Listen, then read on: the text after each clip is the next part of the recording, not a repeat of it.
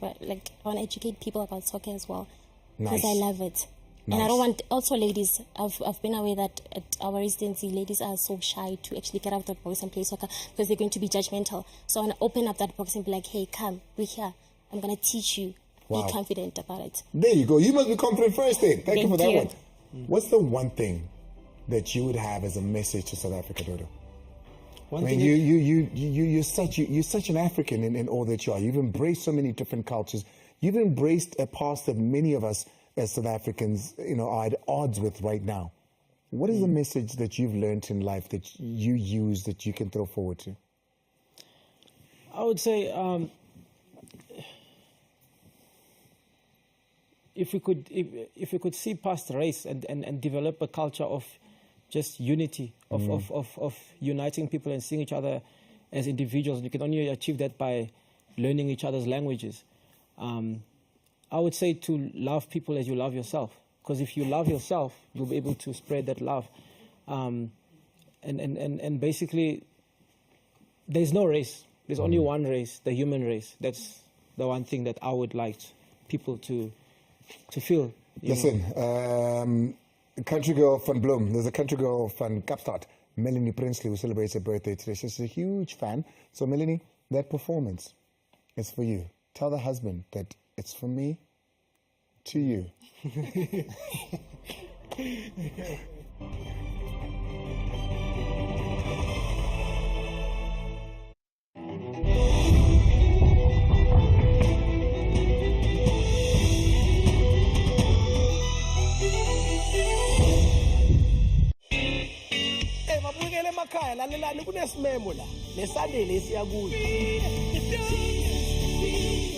Please join me, Spisson Zima, as we dance in the overflow Chivelum Rain. And we'll also praise God for His abundance. It's a praise and worship experience for the whole family this coming Sunday on SABC 2 at 8:30. Sila Family. Fun weekend on a high note with final analysis on Sunday night. It is final analysis. Tune in every Sunday night and stand a chance to win a hamper worth 10,000 Rand, courtesy of Theodora and SABC Sport. Final analysis, the premium wrap-up show giving you match highlights, final scores, post-game reactions, expert analysis, Plenty of sporting action. and sport news weekend roundup of the local and international arena. Catch final analysis every Sunday at 8 p.m. on SABC Sport on DTT Channel 4 and 10 p.m. on SE3. Also available everywhere for everyone, always on SABC Plus and SABCSport.com. Hashtag We've Got It All. Proudly brought to you by SABC Sport.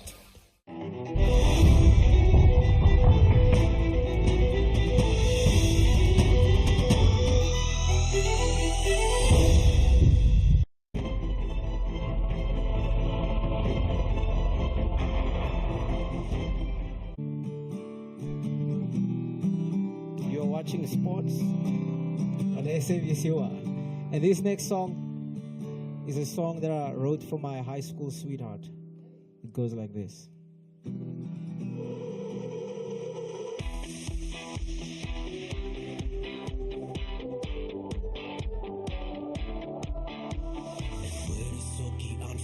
Mijn beste kleren aangetrekt, ik zing voor die dansvloer dan vanavond. Ik zie u staan hier aan de kant, jouw leefje is er aan de brand. Ik vraag jou mooi, kom dans met mij vanavond. Zij reed bakkie op die plaats en zij kan een springbok schiet, want zij kan trigger van Bloemfontein. Zij gooi haar vellies om te dansen, zij draait in denim jeans, want zij zit in, je moet haar zien. Yes, die Mickey en mijn Chevy 68. Yes, die Lisa mijn klavier. Yes, die nonna op mijn plaats en je laat mij kopiëren als ik zeg jou zien. Als ik jou zien.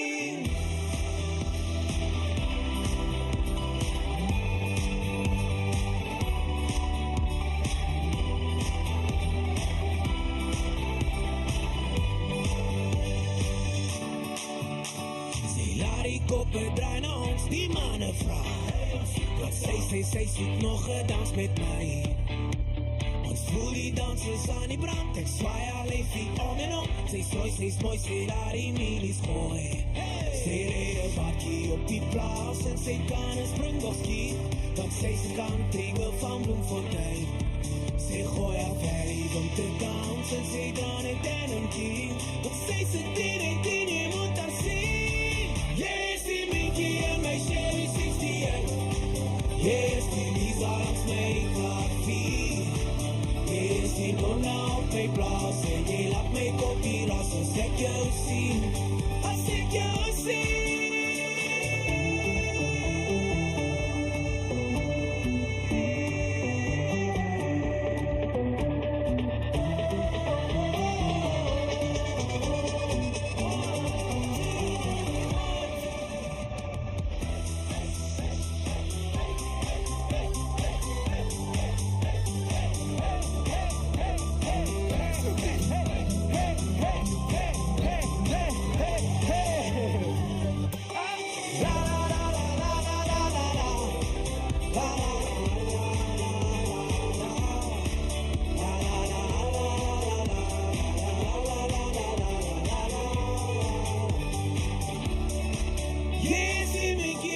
Chevy 68. Yes, die Lisa langs my klavier. Yes, my no na op my plaas. Luister. Wat zijn lyrieke weer wat we met liefde schreef? Dat lyrieke daar, just mee wat? Yes, die Minky in my Chevy 68. Just die Mickey in my Chevy 68. Ja, in de car. Yeah. That's it, man. Ja, ik zal voor mijn liefde nog schrijven. Ja. Je moet je vrouw schrijven. Ja. Verleden tijd, hè? Ja. Ik heb het ook in Senjano, want zo rond, maar moet je elkaar. Van die gebeurten. Nee, Jonas is goed. Ik kan zien. Ja. Nee, het Afrikaans. I'm getting the gebeurten. You know, well, ladies and gentlemen, it's been such a pleasure to have you. It's been so fantastic, and we wish you the very best of luck. The music is so good that we don't necessarily have to understand Afrikaans even to say it, but that love song is a really good love song. Speaking of love, it's the love that you have for your culture and your craft that's gotten you here. What's your message? Message wangama na viewers outside there. SABC Sport, maybe from next week, they're going to send out promo. They are looking for commentators. Lovely. Yeah, so what I can say to those people who want to be a commentator, like Abu Arnold, when you got the opportunity, Arnold is already there. Come with your own. Don't try to be somebody else. Don't try to be somebody else. Yeah, don't message but you need to have a passion. Kama fungo radio, kana television, kana let me say, media industry. And then you need to do a lot of research and understanding the rules of the game. Namsa, we got to get out of here very quickly. How do people reach you? And then you'll get me at Pretoria Central Foundation Building.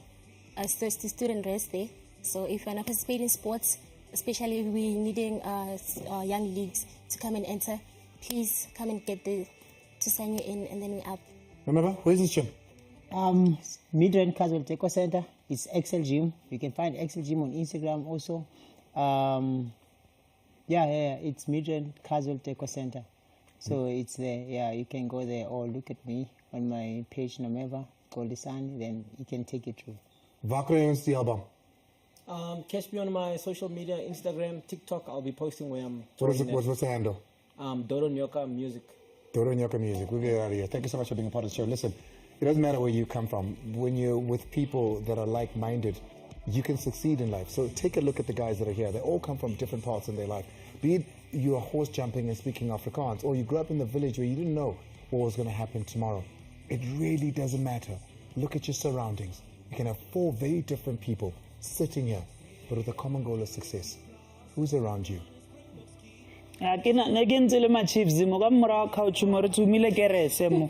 So na memorial service nyana.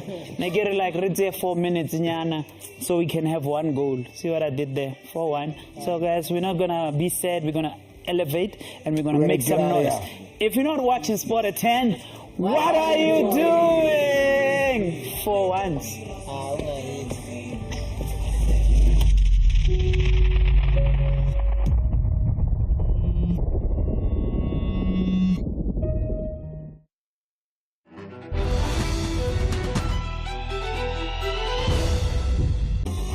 This is NBA Action.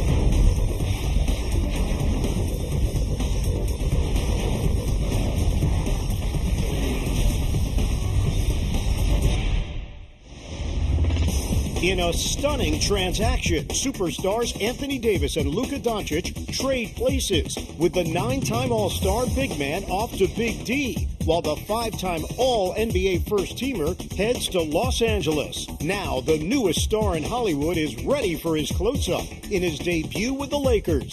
And that's where we jump into the action. Breaking news and an absolute nuclear trade in the NBA. The Lakers have acquired 5-time first-team All-NBA superstar Luka Doncic. I know you've looked up to LeBron. What are some of the things that you and him have discussed over the last couple of days? For me, I could learn so many things about him.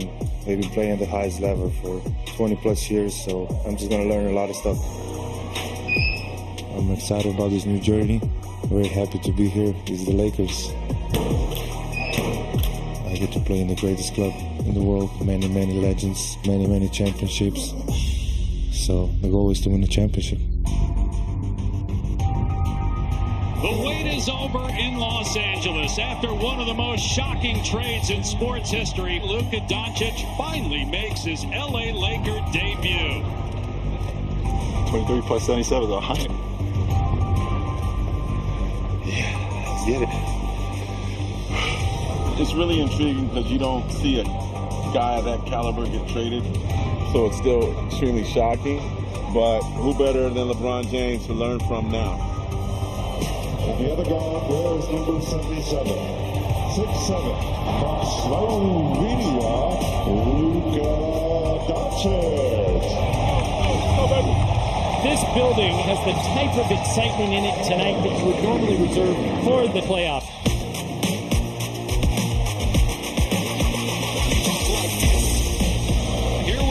Luka Doncic is indeed a Laker.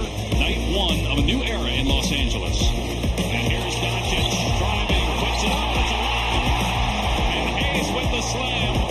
The entire city has been anticipating this very night. And it was packed about an hour before the game. Luka Doncic has it here, wearing 77 in the gold. Working on Kessler. Three-pointer over Kessler. For three! Luka, welcome to the Lakers! Luka's first three is a Laker, and the place goes nuts. Luka back to the basket, bumping, using his body, faraway jump shot. You're going to see a lot of that. So Doncic does the Dirk with Dirk in attendance. I find it almost surreal that Luka Doncic is on the Lakers. Handling the basketball again. Here he goes down the middle all the way. Come on, let's go. Increase the lead. Increase the lead. Doncic has the rebound. Up ahead. Great pass to LeBron. Doncic fires down court to James in stride. Score! Great outlet by Luka Doncic. That's a two-hand chest pass that traveled roughly 70-plus feet in the air on a rope. Luka Doncic to LeBron James. Luka Doncic drives through the basket. Luka waltzes there and counted that one. And the Lakers win it on the night that Luka Doncic makes his debut. Luka finishes with 14 points, 5 rebounds, and 4 assists. How did it feel to play in a Laker uniform? Special, man. The way they received me, everybody, teammates, front office, everybody here. I heard a lot of noise when I was introduced, so I really appreciate it. It was a special moment. All the best, bro. See. Nah. Great win. Again, another game where we played hard. I think that's the foundation for every night. We're not going to be perfect. We're going to play hard. Great win. Let's go. Together, all three, man. 1, 2, 3. Together. Good job. The NBA mourns the passing of a family member known for his role in one of the sport's greatest upsets. But first, we recognize the most recent winners of the Player of the Week awards in this newest edition of Instant Replay.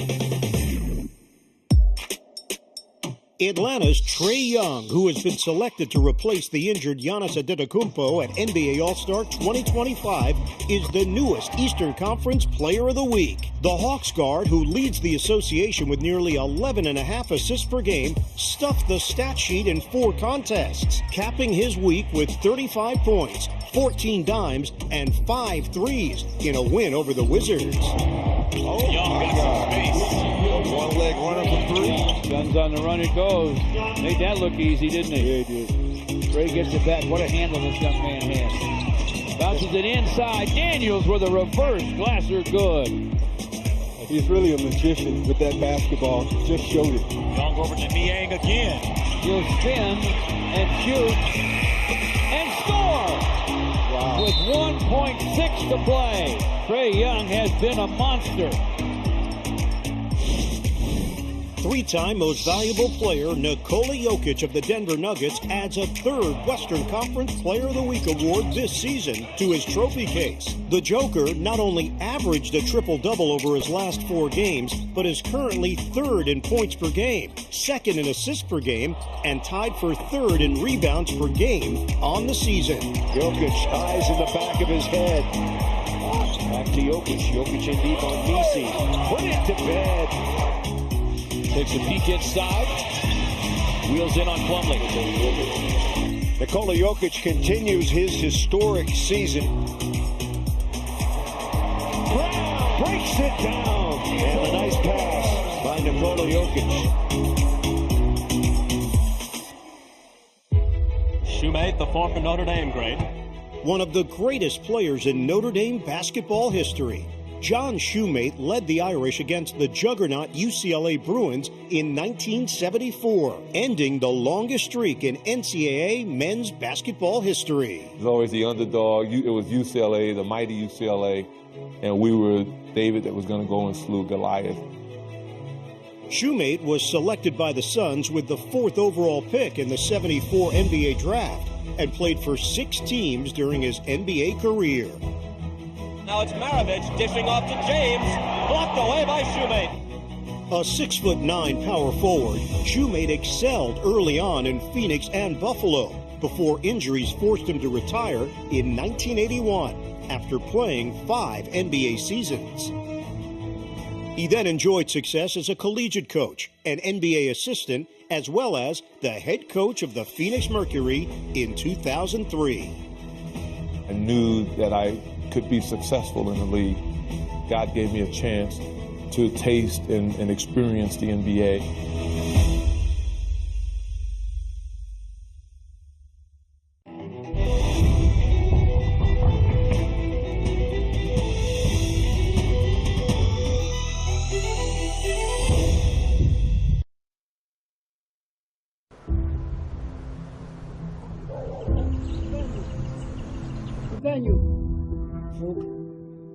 Sometimes when I come home, I wonder what I would say to my younger self.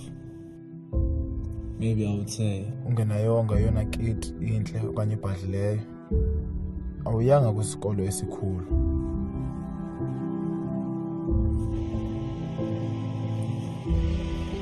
Ndakubona into ezimiseleyo.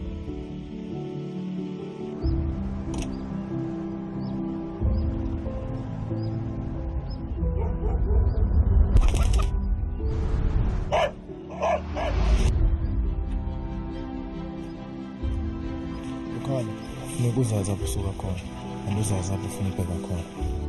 Ayazi akululanga xa kufuneka uye emabaleni. Kodwa qina, qhubeka ufunda, qhubeka udlala, qhubeka ukholelwa. Ngenye imini ukukhanya kuzokufumana.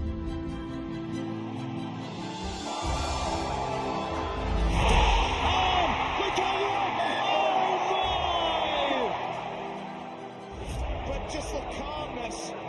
Look on your arm. What skill under that. Highest the pressure.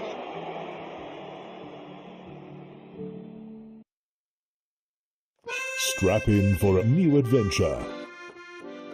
Die voetspore wiele is weer aan die rol, die keer ons 3de reis in Suid-Amerika. In Venezuela kry ons die hoogste kabelspoor in die wêreld, bykans 5000 meter bo seevlak. Boulevard is 4978. Ek dink as hy daar in die wolke wat jy kan sien nie. Maar amper so hoog as hy. In Guyana ondervind ons iets van die Caribiese eilande. En in Suriname praat die mense Nederlands. In Suriname leeft iedereen als broeders en zusters. Maar die twee van Luiaard is echt snel. Die gaat gewoon snel. Vinnig uit. In Brazilië verken ons die Amazonewoud.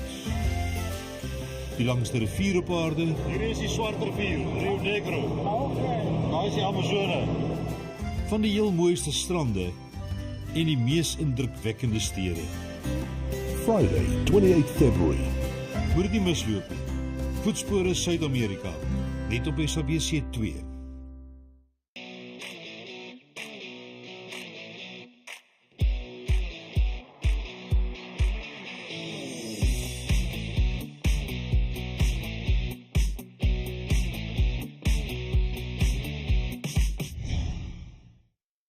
Football, it's more than a game.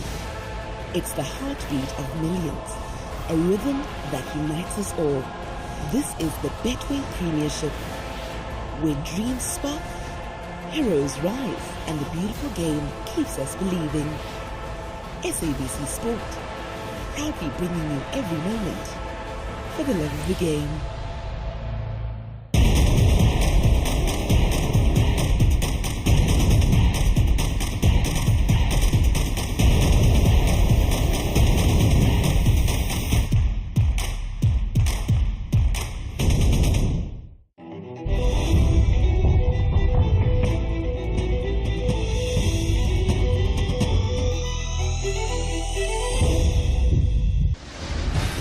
Now for more NBA action.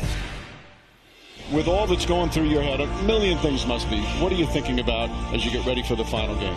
Well, first of all, it's 50 years that went by so fast, you turn around, you can't believe it. It was a fantastic ride.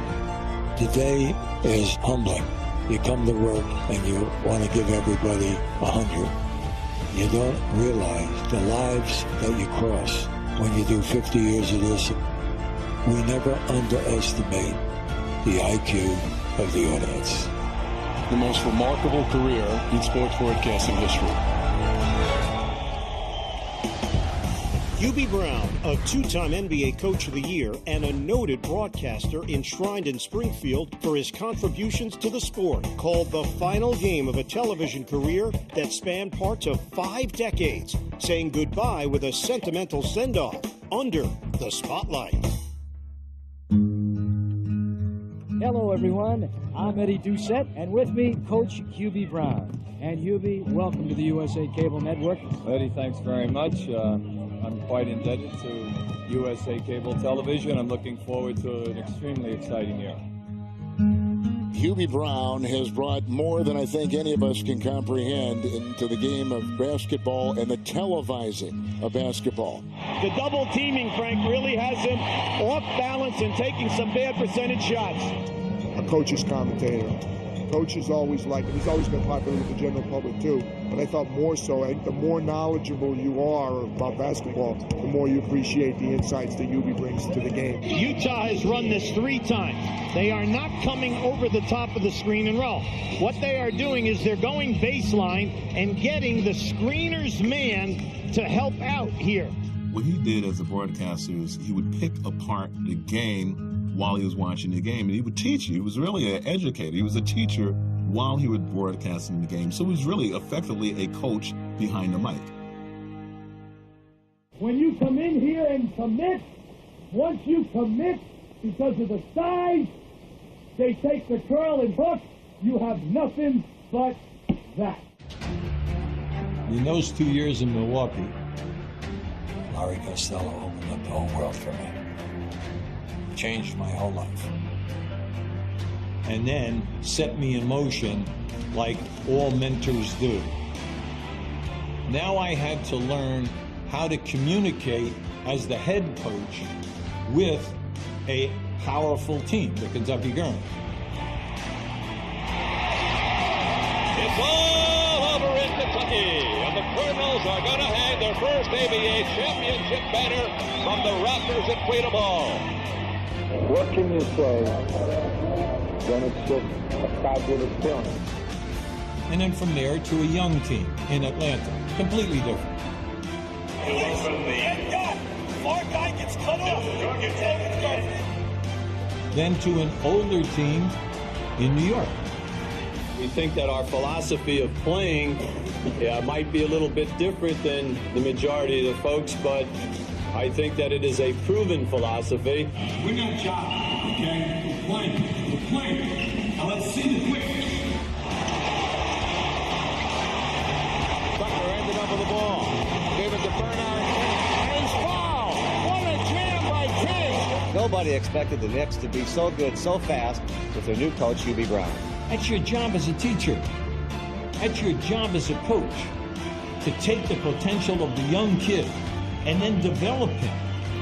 I owe it to you as a coach to give you 2 new moves every single year for you giving me 100%. So I think I know a little bit about basketball. When I'm around him, I feel so inferior to hear him talk about the game. He was a teacher of basketball. It was his classroom, and he took great pride in that. Ever the teacher, ever the coach, Hubie Brown is the winner of the Red Auerbach Trophy for Coach of the Year. You respect him as a coach, you respect him as a thought leader, you respect him as a broadcaster, you respect him for his work ethic. He is a guy who has spoken to generations.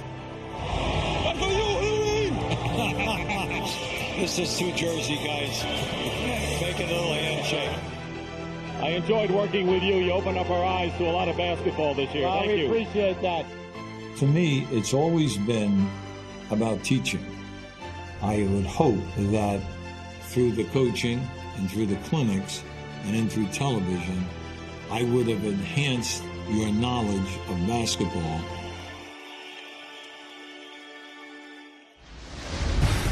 There's still plenty of action on the other side of this short break.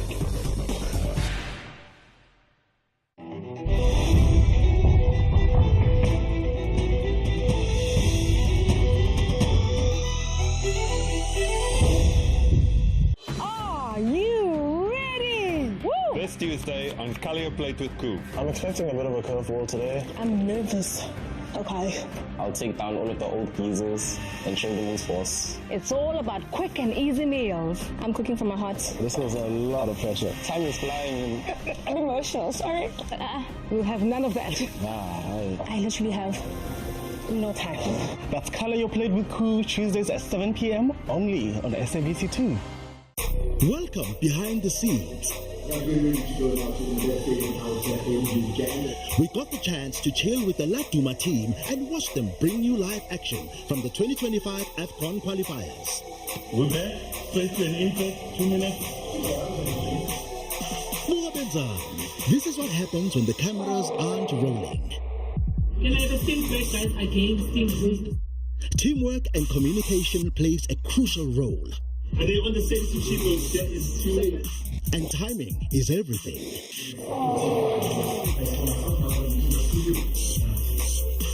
Our commentators, Sizwe Mabena and Bram Chutuzeli, geared up to deliver the good news that Bafana were looking good on the field.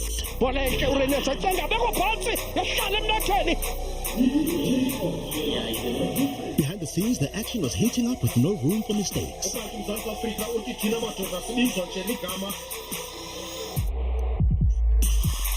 McCarthy, the sole goal scorer from the penalty spot in the game. Always have support because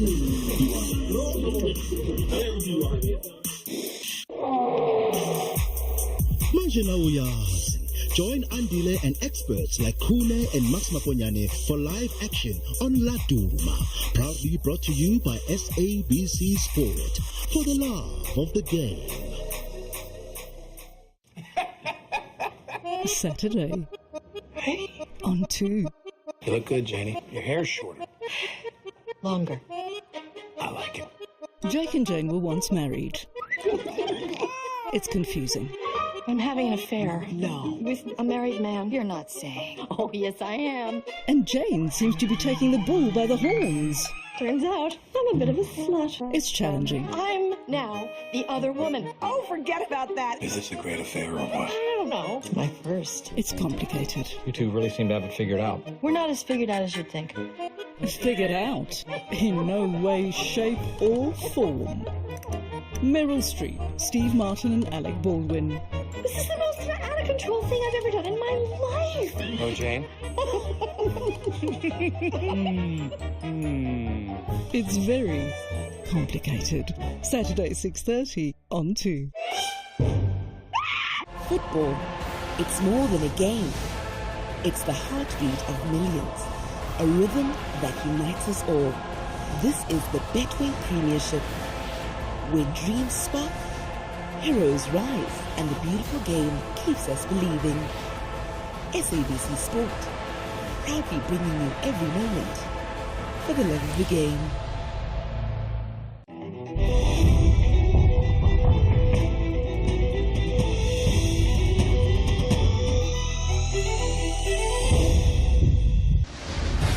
You're watching NBA Action. Since joining the Houston Rockets starting lineup, Amen Thompson has been a revelation, posting more than 17 points, 9 rebounds, 4 assists, with nearly 2 steals and 2 blocks in 22 games. The jolt of energy provided by the second-year sensation is undeniable, with his burning desire to contribute in focus.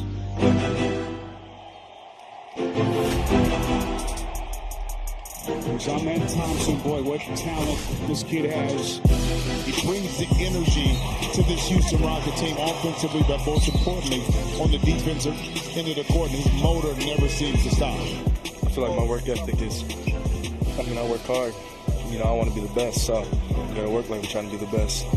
Length, athleticism, fantastic timing. I don't know if I've seen a young guy take defense that personal. You blocked Evan Mobley on a post-up attempt. Evan Mobley is 7 feet tall. Are you surprising yourself at this point? No, come on. I do that. We can literally put him on 1 through 5, and he can be comfortable guarding everybody. There you go! Simon's over! And dunks it down!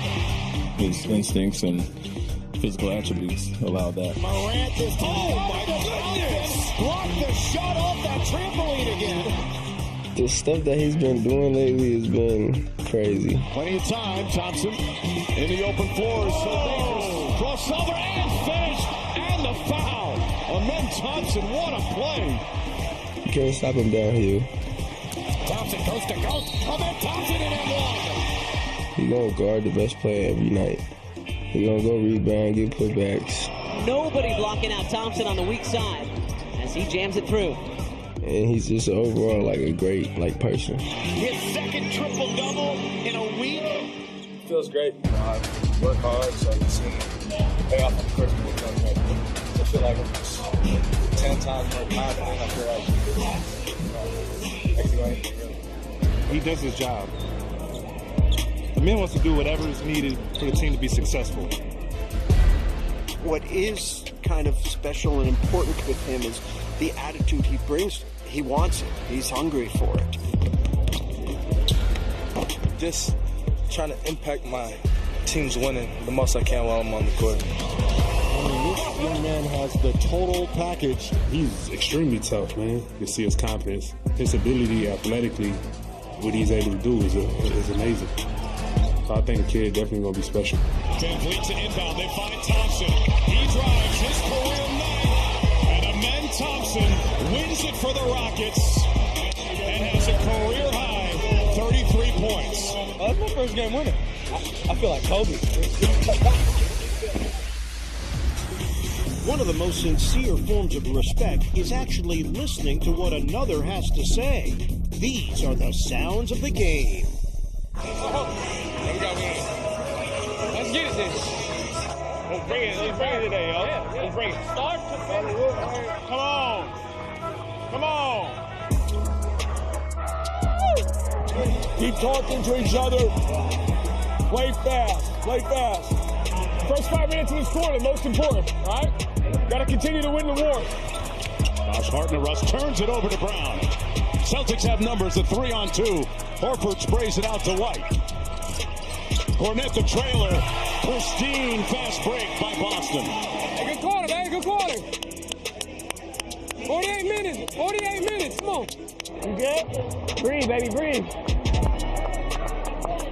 Come on. I gotta keep going, G. I gotta keep going. Oh, God. Oh, God.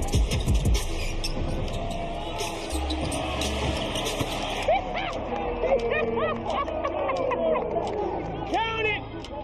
Get us out, QP. Chase the ball down. Gotta chase the ball down and go get the board. Okay? All right, let's go. Scramble out, scramble out, scramble out, scramble out. Inbound pass over the shoulder of Portis. He will get it with 3 to shoot. He's going to have to hoist up a long bomb, but he hits it anyway. Bobby Portis from straight away. He's doing the Michael Jordan shrug going the other way. And now the big finish from NBA action. Where can you see the top 10 NBA plays of the week? Only here in our courtside countdown. Murray in the lane, spins it up. Wow. Jamal Murray, tough shot maker. Look at him absorb the contact. Spins around to still give himself a chance to even get a shot off. Oh. Whoa! Climbing Mount Wimby, high in the sky. Parlez-vous français? Oui, oui. Sénéchant. Alyssa with the birth of their newest. Oh, Daniel Gafford from Anthony Davis slams it in. Get used to that. Left in the lane, they trap her, lob it at Gafford. Oh, how about that to start the game? A little high to high. You're going to see high to high all the time.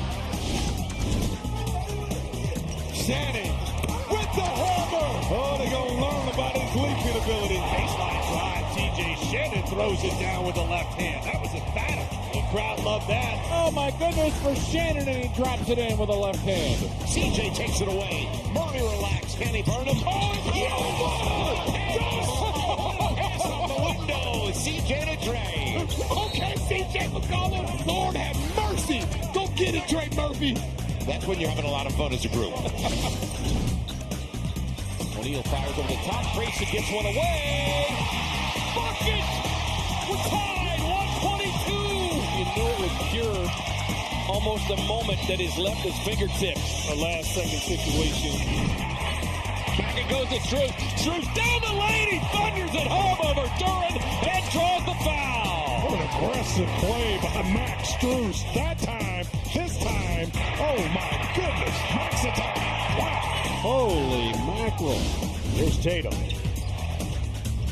Great in and out dribble. Oh! He set off the smoke detector on the first bucket of the game. Step to his right, loses Townsend. Down the paint. Flies over a two-hand slam, and that is how you open the store with the world watching. Oh my God. For the final shot of the quarter. Better hurry. Vassell. Oh my goodness! Devin Vassell out of nowhere. Oh, that was some dynamite. Wow. That's what the people came to see. Wow. Niak back to Garland. Darius Garland over the timeline. Garland for the win. Oh! Darius with the dagger. Has finished the Pistons here tonight. Wow. What a shot. And the Cavaliers have won it. And that's our show for this week. Thanks for watching. For NBA action, I'm Ian Eagle. We'll see you next time. Final weekend on a high note with Final Analysis on Sunday night. It is Final Analysis. Tune in every Sunday night and stand a chance to win a hamper worth 10,000 Rand. Courtesy of Theodora and SABC Sport. Final Analysis, the premium wrap-up show giving you match highlights,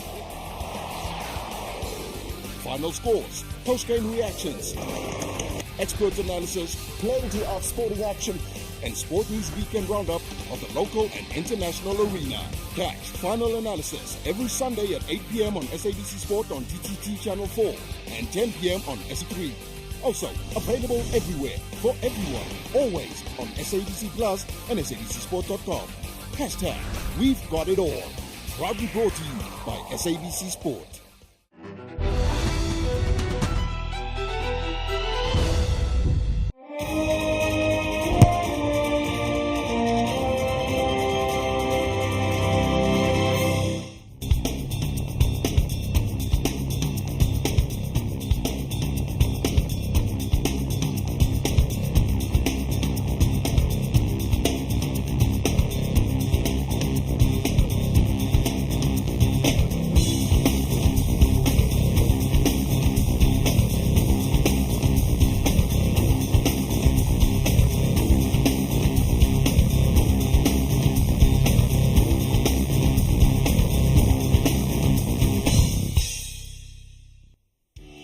Coming up, leaders Bordeaux Bègles are an unstoppable force, but Bayonne are an immovable object at Jean Daugé.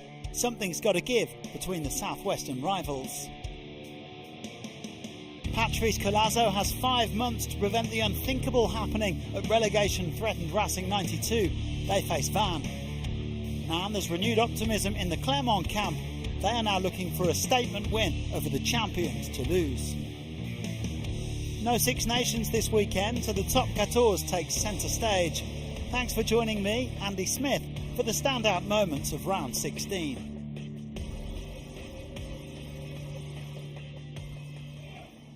Bayonne continued the hunt for their first ever playoff finish as they welcomed the leaders Bordeaux Bègles to their fortress Jean Daugé. The hosts are unbeaten here all season, but the visitors have won their last 5 on the road in all competitions.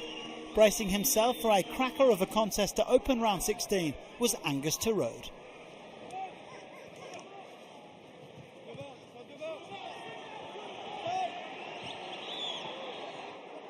Lovely take there by the youngster Yon Echegaray, and here's a little kick through and a chance here to score from Nicolas Deporter over the line.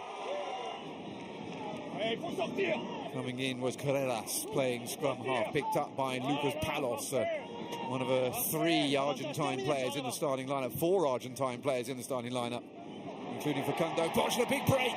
Here is one of them, Bruni, going all the way through, still going. Rodrigo Bruni looking for the line. Can he get there? Oh, to within half a metre. Surely they'll go over. They do. Retier playing at scrum half, taken on by Johnny Gray, the Scottish international second row forward who has been back from a long injury this season. Out it goes, easy, and it's a try for the debut boy. And the man who set up the first try, Yon Echegaray, has scored on his debut as well.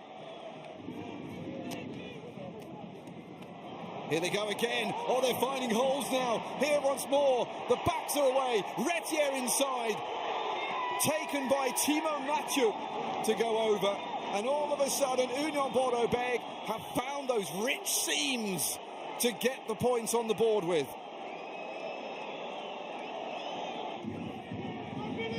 Big push by Bayonne. Tuilagi into Martok. Up to the 5-metre line, out by Maxime Marchand. Great burst here by Bruni, and he's over. Oh, that is superbly done by the back row forward. Well, they're still going. Pick and go. Almost up to the line. Bayern knocking on the door. Referee has got the post to contend with. Over the cross, borderline, lunges and gets it. Bayern back in front. They're going for the defensive bonus point and sacrifice. I suppose they might as well, because even if they get a converted try off of this, it would still only be the difference between 1 point for a defensive bonus point and 2 points for a draw. So why not guarantee at least the point, which he does.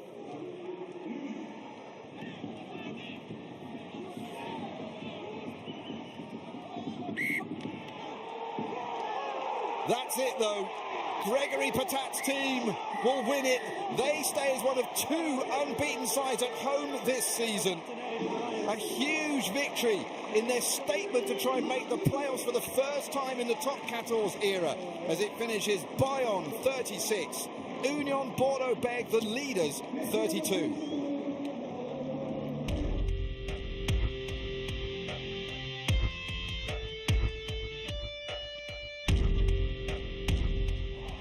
Since Karim Ghezal returned to Lyon in December, they have been flying with 5 wins in 8 matches. But Saturday's visitors, La Rochelle, are in a funk, having lost 3 on the bounce in all competitions.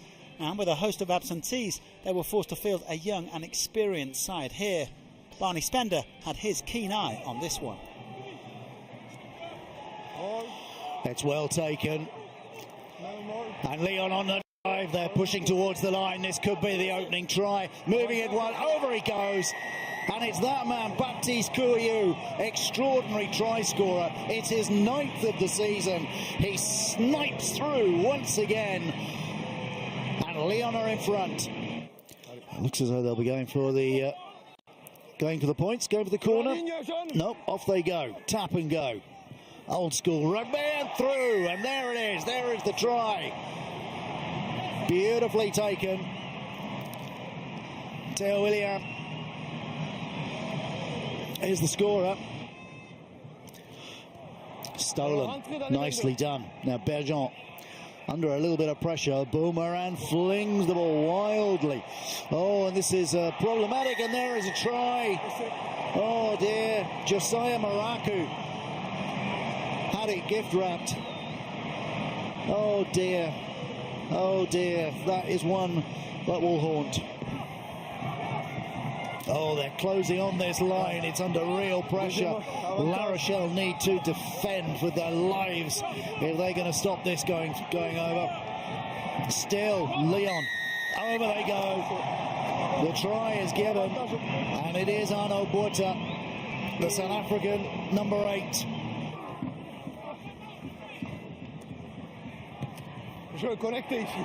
Oh, it's beautifully done. There's try number 5. Alfred Parisien worked hard during the first half for no reward, and he gets one there. Ball. Dans les 5. Guillaume Marchand has the ball under his arm. Over they go, and there's another try for Lyon, and it is the replacement hooker, Guillaume Marchand. Terrific defence from Lyon. The forwards piling in once again.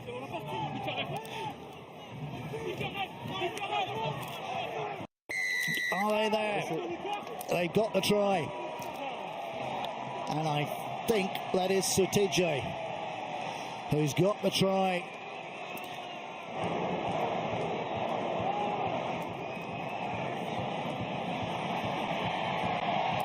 Good take, and they're piling towards the line. Lyon looking for try number 6. Oh, they're over the line. Do they get the ball down? They have indeed. Il va le sortir. Pas de contest. Moll. Let's look at Lesbioc as he drives towards the line. Quentin Lesbioc is over, and that is a second try for La Rochelle. It's all coming too late, but they'll take it.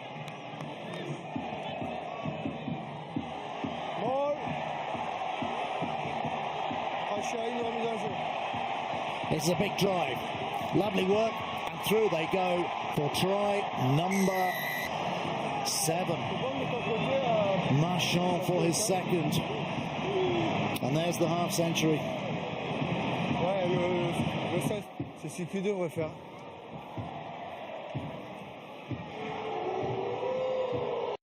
They will get the bonus point, and that is the end of the match.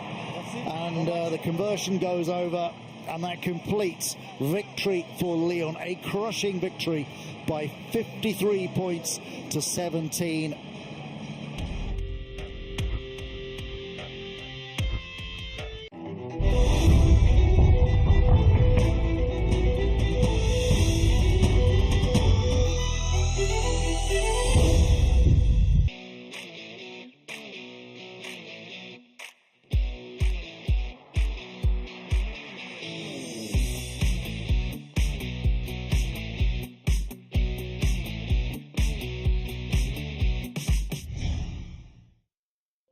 SABC Sport is on the road. The road to 3 million. Our Facebook following has been growing steadily, and we want to say thanks for the likes, comments, and shares. Clearly, we're doing something right. Keep it logged right here and engage with us on all our socials. Catch the live action on sabcsport.com, on the SABC Plus app, and DTT Channel 4. SABC Sport, for the love of the game. Many mysteries surround spirits that live in water. They are seen as more powerful than all the other spirits of the air, earth, and fire. Why are water spirits so feared? Why are they greatly respected by traditional healers? To find out more, revealing the mystery behind the gifts.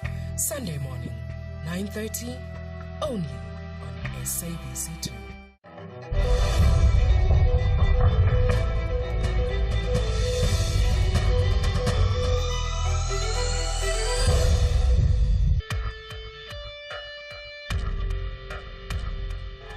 The rescue mission is underway for Racing 92. New coach Patrice Collazo arrived 2 weeks ago and has a simple task, keeping the Parisian Giants in the top 14.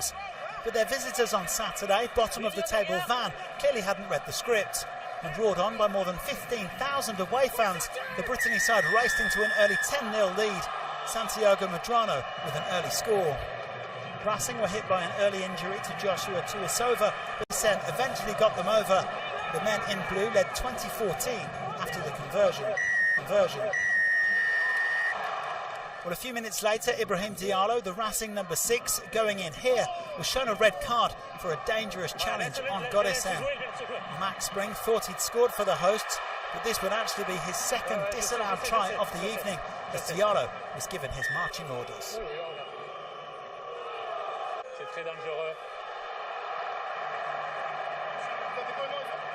Well, despite being a man down, Racing scored their third try a few minutes later. The ball worked out to the right-hand side. Tristan Tedder, the number 21, came up just short, but he had support. Gilbert flinging the ball back inside to Roman Teofifanua, and there was no stopping the big man, even if 3 of them tried. Van's lead down to just 1 point, but a yellow card for Donovan Teofifanua, Roman's cousin, proved very costly for Racing. And with 15 men against 13, Van got the winning try through Michael Ruru. It finished 25-30, their second away win of this season, and a huge one at that. Racing now winless in 7 in the league. Collazo clearly has work to do.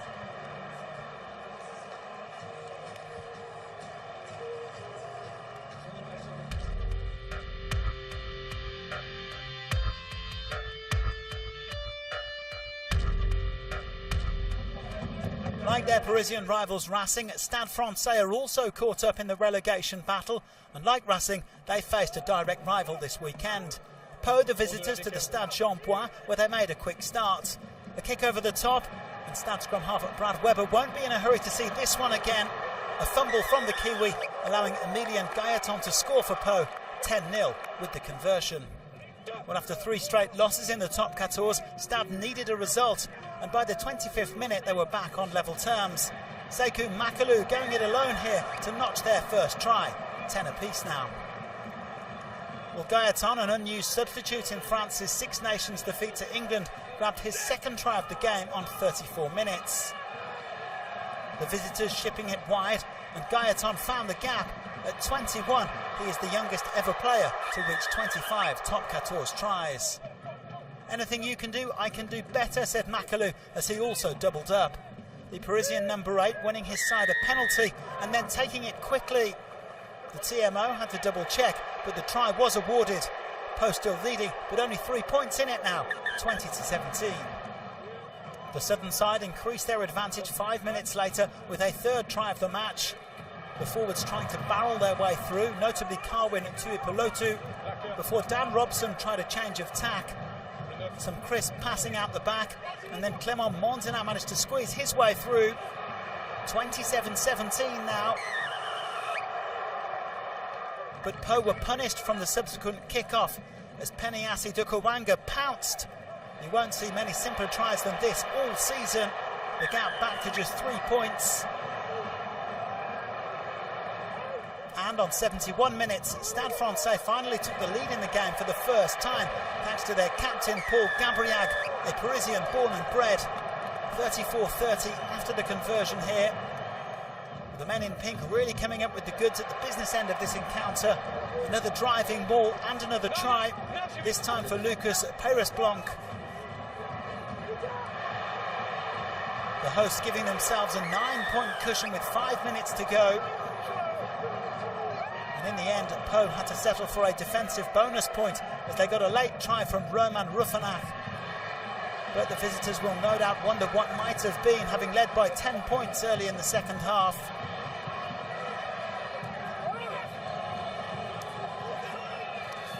The final score was 39-37, Stade stopping the rot with the first league win of 2025.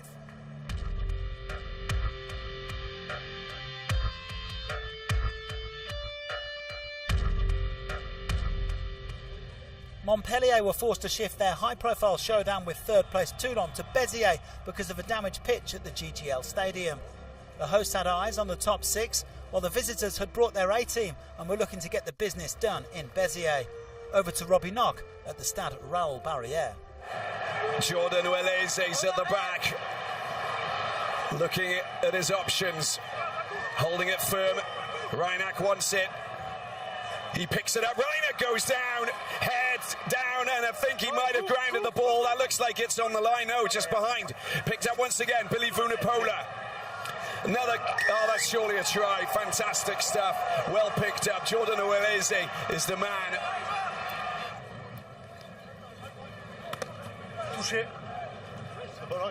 There's a touch there, but it's been picked up by Dorman. Dorman sees his line. That's a beautiful run. Beautiful break. Can go right if he wants. That pass is sensational. He nearly went left, but no, he spotted Serran off his right shoulder, and that was sensational there from Marius Dorman. He scythed through the defence, saw that he was running into trouble with traffic at the back, released the ball to the right, having seen that there were no options on his left. Quality response from RCT. First 20 minutes were fast and furious. The last 20, poor discipline seeped into the game, making it a little bit messy. Well, it's been picked up here. Gael Drian. Oh, the response has been very quick. Sanzel scores in the corner. How about that? Right from the kickoff and right before the half-time buzzer. On te laisse du temps, Mourad, ok? Décision de terrain ici.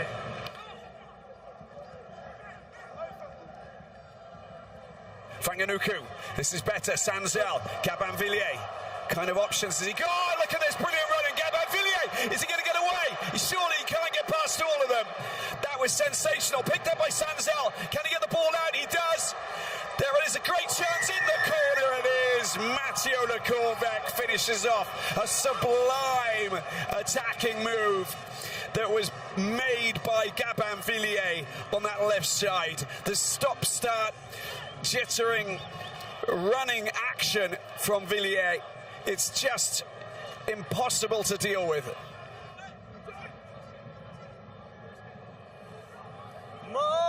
Driving ball. Toulon again. Teddy Bobigny at the back. Hold over. They're going in the right direction. Needs to crash over. That's surely a try. Fabulous work from the forwards. And a big score that is for Toulon, and a big statement. Becca Gigashvili, the Georgian tight head prop. Well, this is a good opportunity, this is, for Montpellier.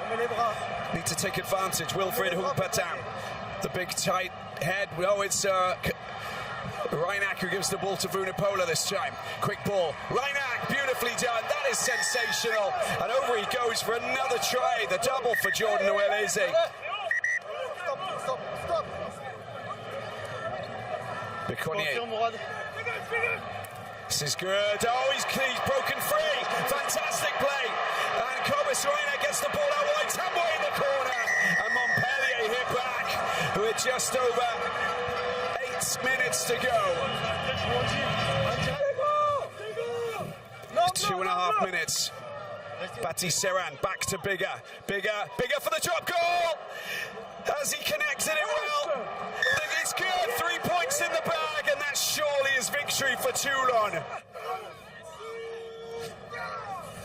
Donglo puts it in, he grabs it, it's being kicked out by Dormon, and Toulon take 4 points away to Montpellier. Final score, Montpellier 30, Toulon 38.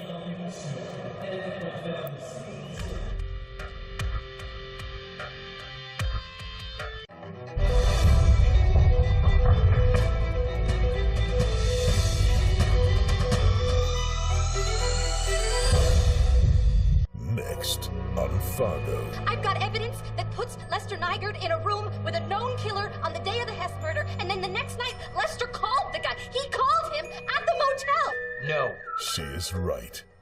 They are wrong. And Lester is smiling as his best friend continues to roam around Fargo, doing what he loves most. Fargo, Saturday, 8:30 on 2. SABC Sport is on the road. The road to 3 million. Our Facebook following has been growing steadily, and we want to say thanks for the likes, comments, and shares. Clearly, we're doing something right. Keep it logged right here and engage with us on all our socials. Catch the live action on sabcsport.com, on the SABC Plus app, and TTT Channel 4. SABC Sport, for the love of the game. Are you ready? Woo! This Tuesday on Kaleo Played with Coup. I'm expecting a bit of a curveball today. I'm nervous. Okay. I'll take down all of the old geezers and show them who's boss. It's all about quick and easy meals. I'm cooking from my heart. This was a lot of pressure. Time is flying. I'm emotional, sorry. We'll have none of that. Nah, I literally have no time. That's Kaleo Played with Coup, Tuesdays at 7 p.m. only on SABC2.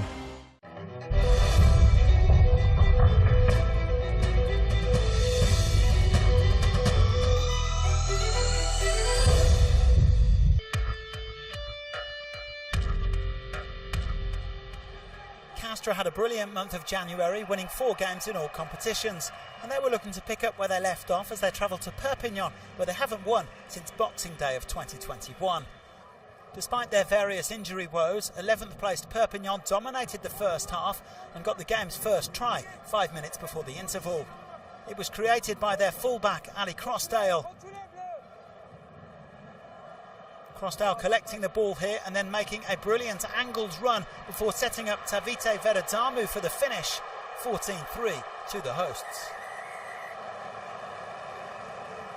Well, Castres had been quiet up to this point, but they reduced the gap to just 4 points at half-time as Louis Lebrun played a neat little kick into the corner. A perfect bounce for Josiah Rasuke, and the Fijian took care of the rest. 14-10. Well, Castres were also on the back foot in the second half, but they drew level when Tyler Ardron muscled his way over from close range. Both sides would go on to add a penalty each as it finished at 20-all, the only draw of this weekend. Castres will no doubt be the happier of the two sides with that result, and they sneak into the top 6.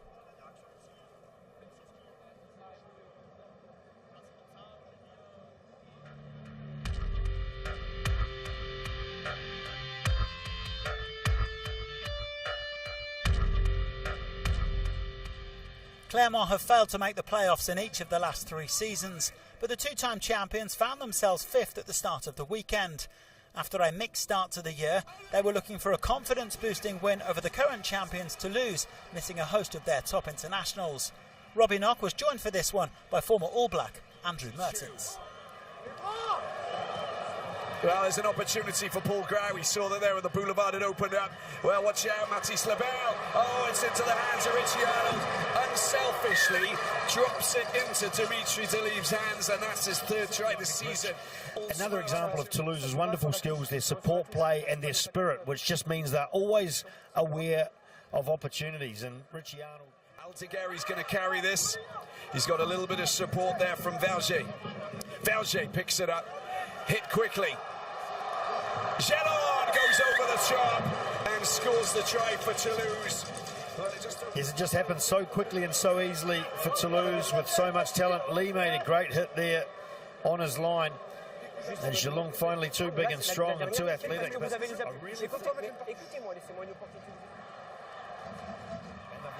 Yato does well. Oh, they've got players, they've got an advantage here as well. This is going to go, and is there surely it's going to be a penalty try maybe? No. He's going to get the try. Toulouse did well to almost come back into that and deny Clermont. Everyone was looking like we were at Folau Fainga'a at the back, but Clermont went through the middle, and Fritz Lee was the beneficiary. Scenario. This time is Fainga'a. He's got George Moala to his right. There are no Toulouse players close by, but they need to be connected. They've been driven back. He's not given the ball. He wants to go alone. That's a great pass. Newsom picks it up. They need support now. Quick ball. There it is, the charge. It's over.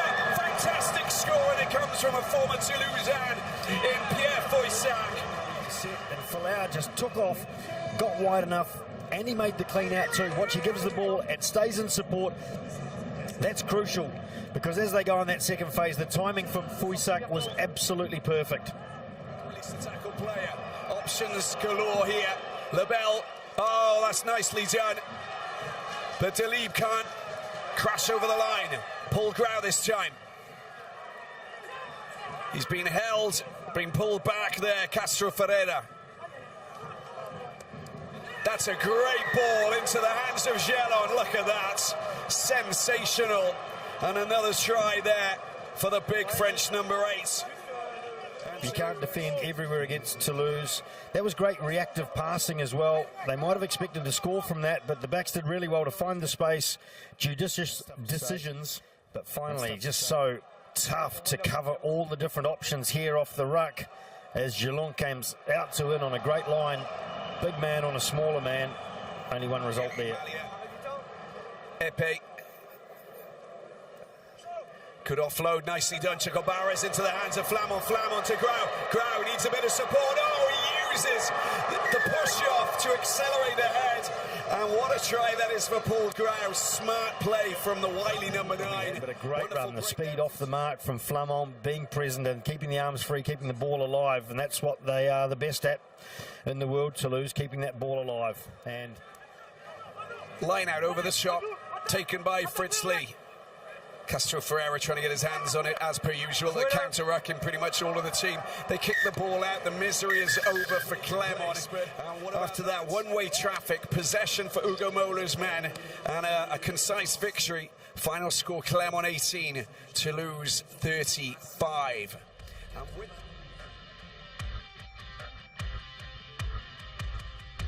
Confirmation of all the round 16 results then, with no fewer than 3 away wins for Vannes, Toulon and Toulouse. First that draw in Perpignan. Toulouse are back on top of the table after Bordeaux-Bègles were beaten in Bayonne, while at the bottom only 4 points separate Stade, Racing and Vannes. Round 17 kicks off next Saturday as Castres host Lyon. The Parisian clubs are in action on Saturday before Toulouse welcome Bayonne and Clermont go to Bordeaux on Sunday. Join us again next week, and thanks for watching.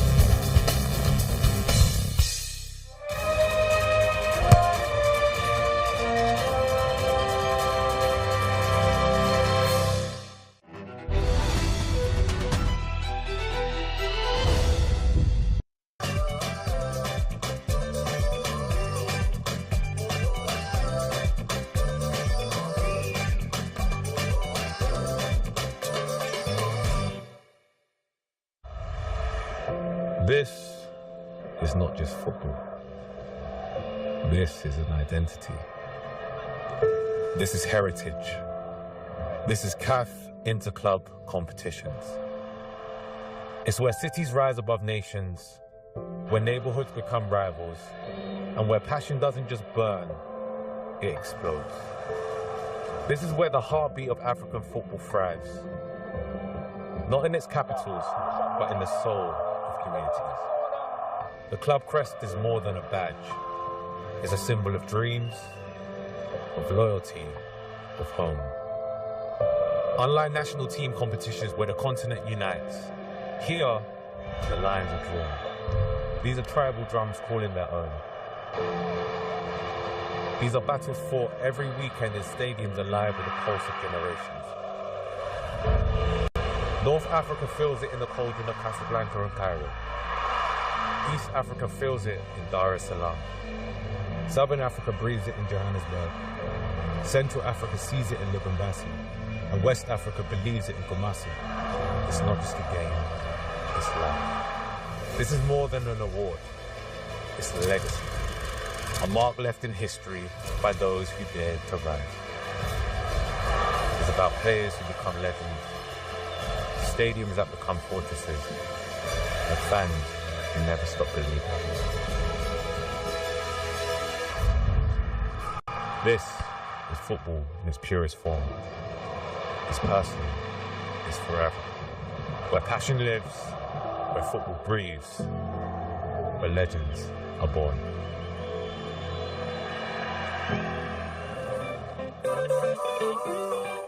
Good afternoon, ladies and gentlemen, from Doha, the capital of Qatar, where the World Cup FIFA 2022 was played and where African national team made the biggest achievement in the history of World Cup through Morocco, who made it to the semi-final here in Doha. And in Doha, welcome to beIN Sports headquarters of Middle East and North Africa, where today we have a very, very special event for beIN Group, for beIN employees, to host African football. A few minutes ago, we welcomed legends, African officials on the red carpet here at beIN Sports headquarters.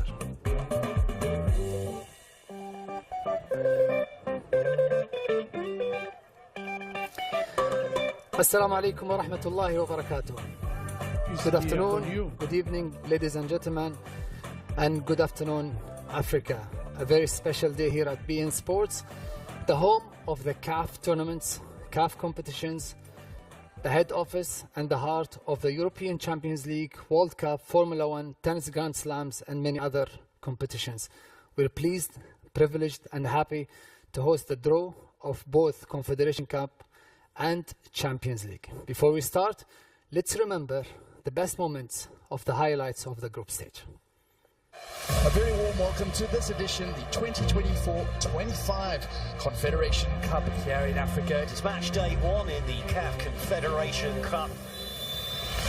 Now Zizo makes space for the shot, and there's the opener. The creator supreme, the man that they would have wanted the chance to go to. De Jong versus Diane, just about gripped beyond the keeper. Oh, what a great goal it is. Fantastic, Legion. And Diane just about delivers.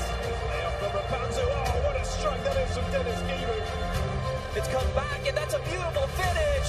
What a goal. Maybe a chance now for a third goal. And there it is. That's a brilliant goal. Question is, will it be enough to send them through? And it looks like it's all over. Asset Moroses are going to go through to the quarter-final. Kick is taken across the floor, and Newby worked and should be an opportunity at a goal. Straight away for the hosts. Neri to lead the counter. It's through on goal now. And there's the third goal. The shot is a terrific one. What a finish that was. Good cross. Acrobatic effort, and it goes into the back of the net. What a goal. That can finish the group stages with a 5-star performance and 5 goals. Hosts will move on to the quarter-finals. And will be amongst the top seeds when the draw is made for the quarter-finals. So that's what's happened in the group stage before starting the draw of CAF Total Energies Confederation Cup draw. I'm happy to welcome two very special guests, and I will start with the legend of the Algerian football, Rabih Majer.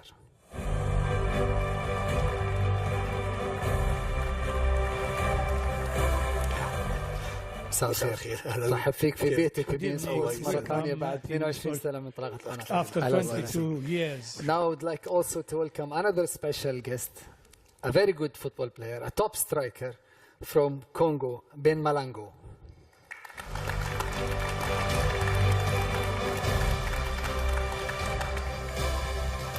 How are you? I will not say welcome because you live in Qatar. We are your guest over here. Good to have you here. Thank you. كابتن رابح رحب فيك. الله يسلمك. هذه القناة انطلقت في 2003 وكنت من أول وجوه اللي طلعت وقناة محل الدوري الإسباني، لكن ما راح أكلمك عن الدوري الإسباني ولا راح أكلمك عن أشهر كعب في تاريخ الشامبيونز ليج في المباراة النهائية للشامبيونز ليج، لكن راح أسألك عن كرة القدم الأفريقية اللي وصلت إلى مراحل متقدمة جدا، واليوم أهم الأندية في البريمير ليج، في الشامبيونز ليج، في الليغا، في الكالتشو، في البوندسليغا، أبرز نجوم تقريبا قادمين من القارة الأفريقية. ماذا قدمت هذه البطولات الكاف الشامبيونز ليج والكونفدرالية لكرة القدم الأفريقية؟ بحال في تطور كبير في الكرة الأفريقية، وأيضا نكتشف أن أكثر من لاعب إفريقي يلعب في الأندية الأوروبية الكبيرة، وهكذا يعني لما قبل ما يروحوا إلى أوروبا نشوفوا كيف مع الأندية تاعهم في الشامبيونز ليج أو كأس الكونفدرالية المستوى العالي اللي عايشين فيه حاليا مع هذه البطولات. نتمنى إن شاء الله كل التوفيق للاعبين والأندية أيضا اللي تكون في هذه البطولة إن شاء الله. By coincidence, you play for Qatar Sports Club, my favorite team in Qatar. And by coincidence, our legend Rabih Majer also played for Qatar Sports Club. But with Rabih Majer, we ended second in the league. With you, we are sixth, and we are happy in this warm area of the schedule. Great to have you here. So you played lots of tournaments. You've won this tournament with Raja. My question to you is, what value you think Confederation Cup and Champions League give as value for the African player in terms of opening doors for the best clubs in Europe? Merci beaucoup. Premièrement, les deux compétitions Thank you very africaines, much. ce sont vraiment First of all, des très grandes compétitions en Afrique, vraiment. C'est ça, we ça have me donne big encore competition in Africa, beaucoup, and this comment gives a dirais-je, lot. How to say that? beaucoup de couverture par rapport parce que a j'ai lot of connu openings beaucoup de gens qui ont because joué la compétition africaine, aujourd'hui jouent la Ligue des champions people who européens. are Là, playing on est content vraiment the Ligue European des champions et Champions la CAF, League c'est now des compétitions after having vraiment played apprendre vraiment the African competition, so they learn there. هذه البطولة تعني الكثير. For Arabs, this is a very important competition, and Arabs are champions in these African competitions, and today 5 and 6 in every competition are playing. Frankly, the competition will be very tough, and it will be hard to guess who will win the title. Many clubs have the ambition to win those competitions. The task will be very hard. There are African and Arab clubs, and when we see the beginning of this competition, we have an idea about the level of these clubs, and I wish success for all those clubs, and we hope that we will see a very high level. Teams to win this tournament. Alors, c'est difficile, c'est difficile de choisir. Pourquoi? Parce que it is difficult to know who will win, because when I see the 8 teams, they are very strong, all of them. Ce que je vois, ce que je trouve. This is what I see, and they are good teams. Now really. focus on the 8 teams that qualified to this stage, the quarterfinal of the Confederation Cup.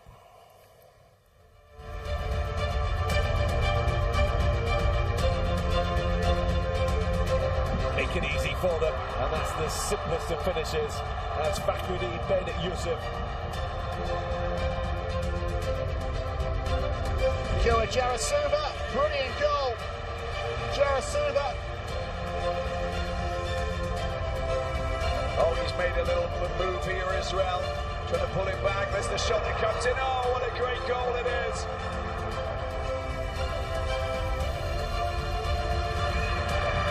And there's going to be no missing that one for Usama Al-Amlawi. Nice layoff from Rapanzu. Oh, what a strike that is from Dennis Kimu.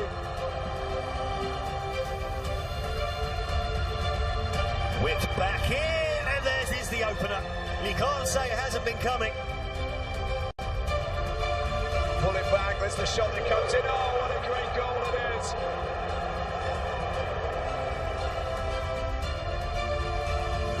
Jaziri to lead the counter. It's through on goal now. And there's the third goal.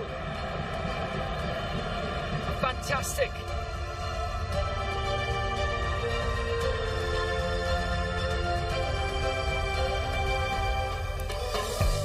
And now I'm happy to invite the Director of Tournaments and Events at CAF, Mr. Samson Adam.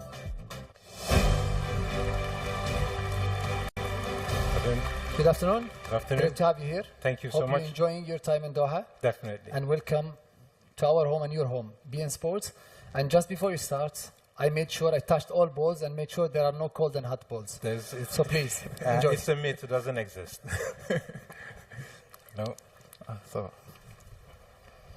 Thank you very much, Sadun. Assalamu alaikum and good evening, ladies and gentlemen. On behalf of our president, the CAF president, Dr. Patrice Motsepe, I extend a sincere congratulations to all the 8 teams that will be participating in the quarterfinal stage, namely Simba FC, RS Berkane, USM Alger, Zamalek Sporting Club, CS Constantine, Stellenbosch, ASEC Mimosa, and Al Masri of Egypt. The 8 teams that have reached this stage of the competition have fought really firstly to be in this stage. Now tonight, from the world-class studios of beIN Sports here in Doha, Qatar, we are proud to conduct the draw of the next phase of this prestigious competition.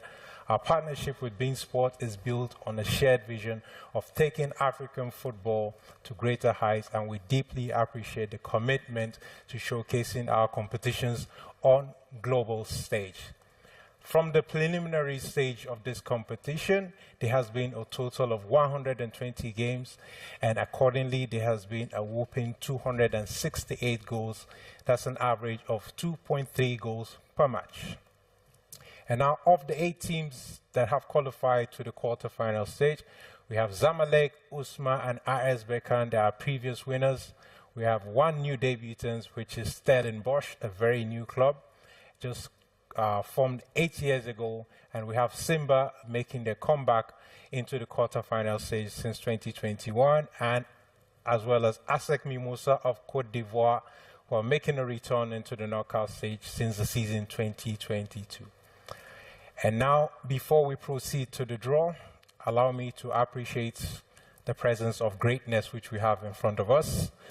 Rabbi Maja and Malanga, c'est un grand plaisir pour moi de partager cette scène avec vous. I am very happy to be with you in this scene to conduct the draw of this African competition. You are here as your home, Mr. Rabah Majar, because you are in your home, you are African, and last time we met, it was during the CAN in Cote d'Ivoire, and also in Algeria during the Shan. We are happy to meet each other in Doha. Before starting the draw, we watch this video which explains. Welcome to the CAF Confederation Cup 2024-2025 quarterfinals draw. The journey through the group stage has been fierce, and now only 8 clubs remain. Now, it's time to determine the matchups for the quarterfinals. But how does the draw unfold? Let's break it down. 6 pots will be used to conduct this draw. Pot 1 contains all the runners-up from the group stage. Pots 2, 3, 4, and 5 each contain one of the group winners. The objective is to pair group winners with runners-up, ensuring fair and exciting matchups. First, we pick a runner-up from Pot 1. This team will play the first leg at home. Let's say we draw CS Constantine, the runner-up from Group A. Next, we select 3 possible opponents from the other pots, except the pot containing the winner of Group A, to ensure teams from the same group do not face each other. Since Simba won Group A, we skip Pot 2 and pick from Pots 3, 4, and 5. The 3 selected teams are placed into Pot 6. 1 team is randomly drawn from this pot, determining the quarterfinal opponent for the chosen runner-up. This process is repeated 3 more times until all 4 quarterfinal matchups are decided. So, what happens after the quarterfinals? The 4 quarterfinal matches go into a single pot. The first two teams drawn will face off in semi-final 1, with the first team drawn playing the first leg at home. The last two teams drawn will form semi-final 2, following the same rule. The winner of semi-final 1 will battle the winner of semi-final 2 for the CAF Confederation Cup title. Now, let's begin the draw and see which teams will take the next step towards making history. Now, as you can see, the draw procedures are very simple, but to ensure, again, to support Malanga and Rabbi Meja, to make sure we follow the draw procedures, I have my colleague here, Mr. Imad Shenuda, who's a manager in the CAF Interclub competition. He will be assisting us. T'es prêt? Yeah, merci. On va commencer avec toi. We'll start with you, Malanga. We start Please with you. remember to mix very carefully before revealing the first team that will be picked for the quarterfinals. Bien à toi.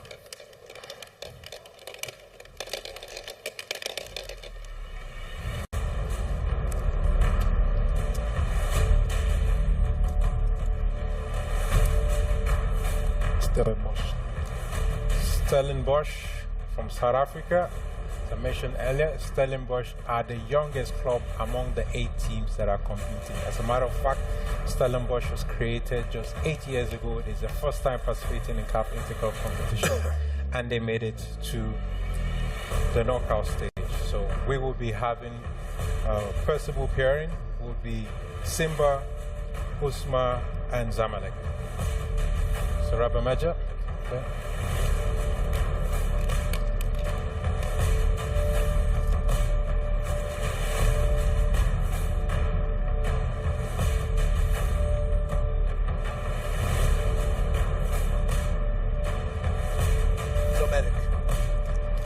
Zamalek SC, the reigning champions.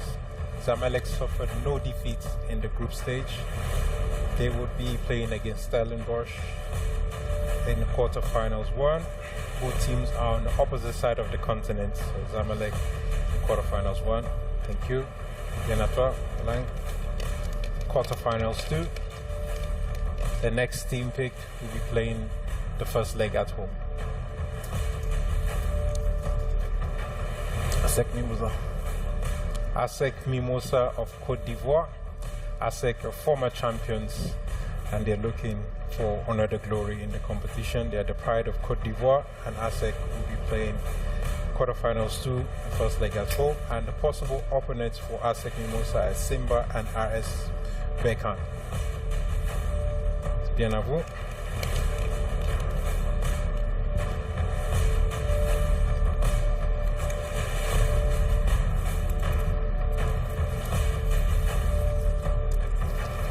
Berkane. RS Berkane, two-time winners. RS Berkane were unbeaten at the group stage. They finished with the highest number of points. They will be playing ASEC Mimosa in quarterfinals too. And now, according to the procedures of the draw, since we cannot have two teams from the same group in the group stage playing against each other, we have CS Constantine from Group A still remaining and Simba. So the draw will be automatic. So the quarterfinals draw have reached the final 4 will be proceeded automatically. So please, Malanga.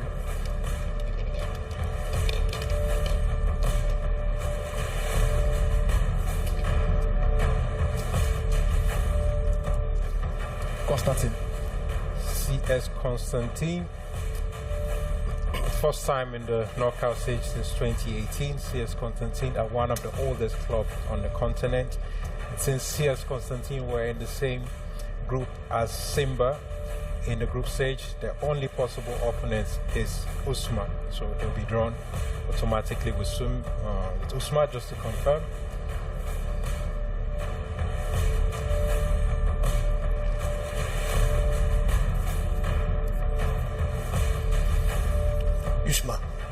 USM Alger, it's a team that Rabbi Meja knows very well. It's a team from his home country. They were unbeaten in the group stage. They finished with 14 points, which is a very high points, and they'll be playing against CS Constantine. It's a North African derby, Algerian derby. And now for quarterfinals 4, we have one possible scenario only, which is Al Masri of Egypt playing against Simba. So please, Malanga. confirm.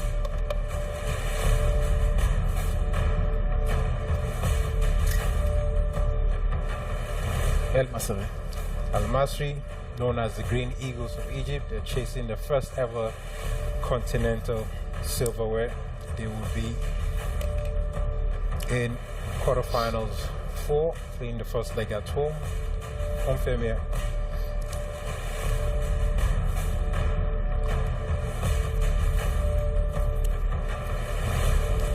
Simba SC.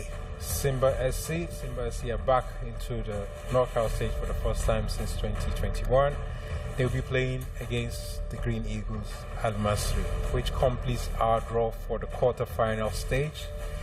Let us have a look at how the teams have been paired. In quarterfinals 1, we have Stellenbosch playing against Zamalek, the debutants versus the defending champions. Quarterfinals 2, we have ASEC Mimosa from Cote d'Ivoire playing against RS Berkane. In quarterfinals 3, we have CS Constantine playing against Usma of Algeria. And in quarterfinals 4, we have Al Masri of Egypt playing against Simba, which wraps up our draw for the quarterfinals, and we move swiftly to the draw of the semi-finals.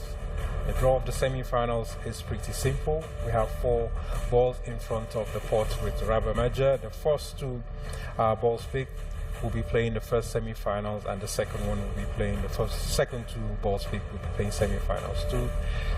In the balls, it contains label QF1, which represents quarterfinals 1, QF2, QF3, and QF4. So please, with Rabah Majah, for proceeding.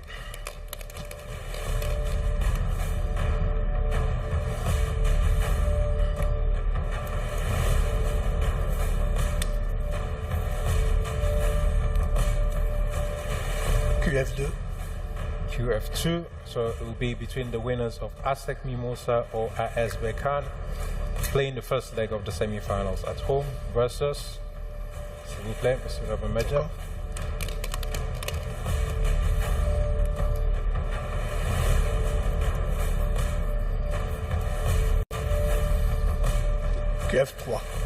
QF3 between the Algerian derby, the CS Constantine or Usma, to complete our semi-finals 1 and the semi-finals 2. S'il vous plaît.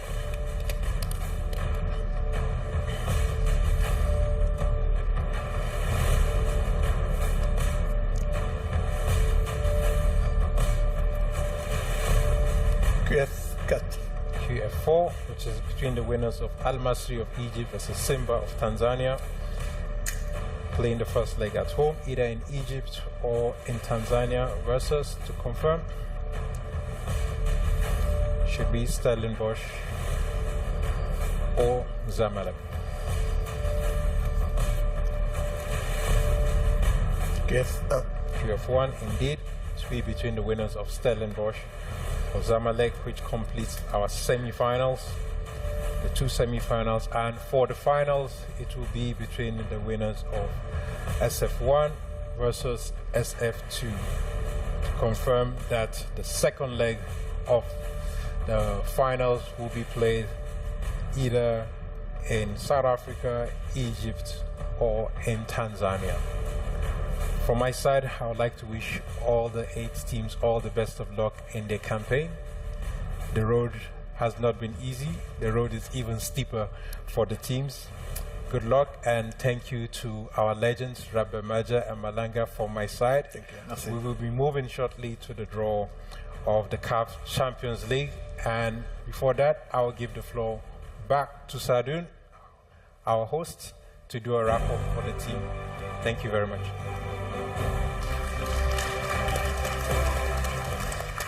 Thank you, Samson. Thank you very much. Thank you very much. It was easy, no? Yes. très facile, no? Yes, normal. Merci beaucoup. Very easy. بس اليوم عندك مشكلة مع الجزائريين. You have a problem with Algerians today.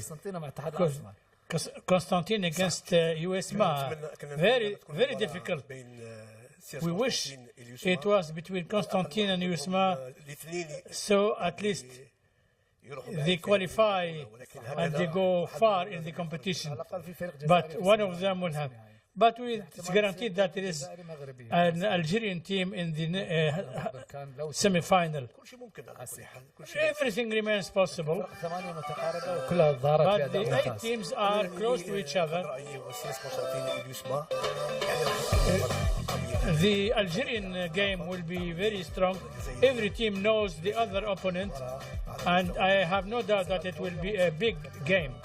And Zamalek are happy because Algerians will face each other. What do you think? Tough, no?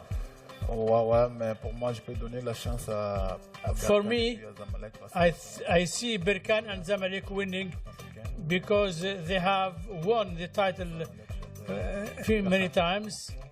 So for me, it's Zamalek and Berkane. They have a lot of experience in this competition. Thank you. Thank you very much. Welcome. صاحب الهدف التاريخي في كأس العالم. بالتوفيق. صاحب الهدف التاريخي في نهاية تشامبيونز ليج. زميلنا السابق سعادة نشوفك مرة ثانية في الغربيين سبورت. الله يسلمك. شكرا جزيلا. شكرا كابتن ماجر. شكرا لمالانجو. Thank you for Malango. Thank you for Majer. Ladies and gentlemen, we're not over. The draw of the Champions League is coming after a bit more than half an hour from now. Please stay tuned. See you.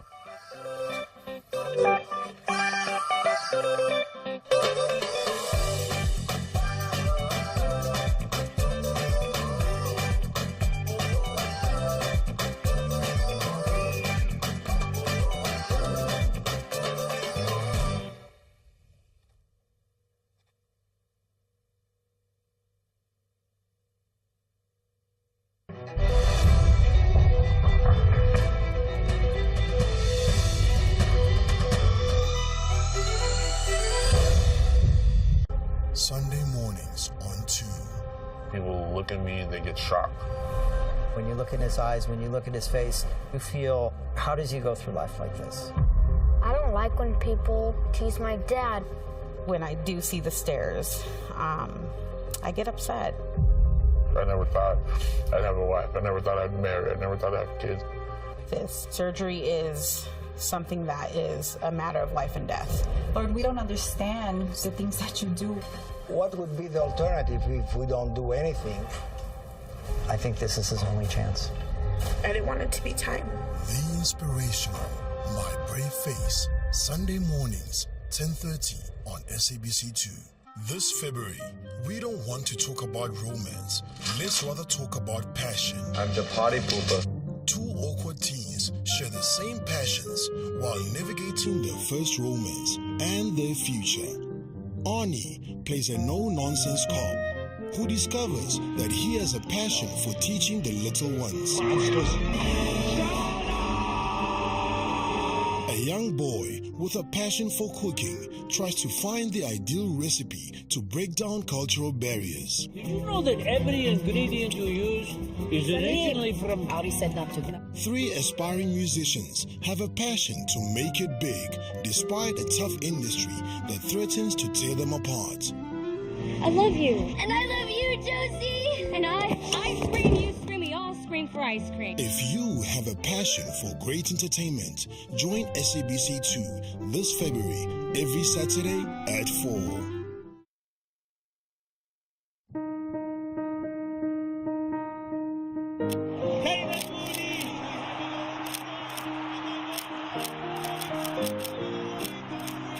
Jesse Creel, there he is. Jesse Creel has got to try and do something. A picture there of a passionate Springbok. Jason Creel having a goal. Jesse Creel has done well. To the skipper, he's away. And Jesse Creel!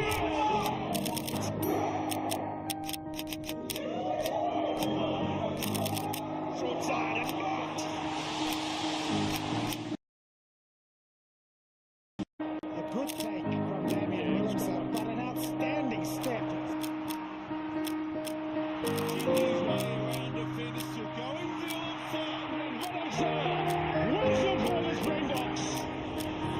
South Africa are back-to-back Rugby World Cup champions.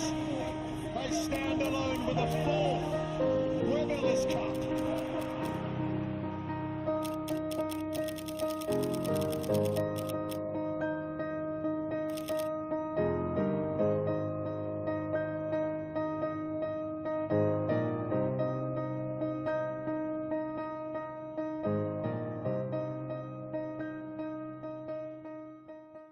Fun weekend on a high note with final analysis on Sunday night. It is final analysis. Tune in every Sunday night and stand a chance to win a hamper worth 10,000 Rand. Courtesy of Theodora and SABC Sport. Final analysis, the premium wrap-up show giving you match highlights, final scores, post-game reactions, expert analysis, plenty of sporting action, and sport news weekend roundup of the local and international arena. Catch final analysis every Sunday at 8 p.m. on SABC Sport on DTT Channel 4 and 10 p.m. on SE3. Also available everywhere for everyone, always on SABC Plus and SABCSport.com. Hashtag We've Got It All. Proudly brought to you by SABC Sport. We are over the task of challenging perceptions. Her sport deserves recognition. Just so exciting, I can't say it enough. We are more than just athletes. That was phenomenal. We are the new. We have been seen. We are here. Well, good morning to you, ladies and gentlemen. Welcome to the St. Mary's Waverley Festival. If you're just joining us for the very first time. I know I'm looking to get the team going. It's under 17 player there, Olivia Kruger. Here now with the opportunity to go forward. It's end-to-end stuff here at St. Mary's. Say Amy Smith, no-nonsense tackler. That's Zena. What a save! Losing her helmet in the process. Who goes and it's White! White manages to get the first goal, and that is it here. The home side get themselves to the final.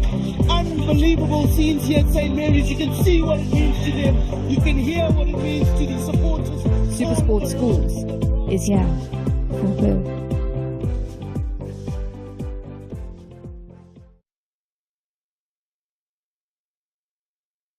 Almost everywhere we go, there's a queue. You are partly right. However, there's absolutely no queue for downloading your SABC Plus app. All you have to do is go to your Play Store or iStore on your mobile gadget. Search for the SABC Plus app and download it now to enjoy a massive variety of entertainment on your screen, such as the Betway Premiership, AFCON qualifiers, COSAFA competitions, Premier League, Bundesliga, Hollywood Bet Super League, Ghosts Like Us, Final Analysis, and many more. Share Sapela. Download your SABC Plus app right away. Catch SABC Sport action on SABC Plus everywhere for everyone, always. Brought to you by SABC Sport. For the love of the game.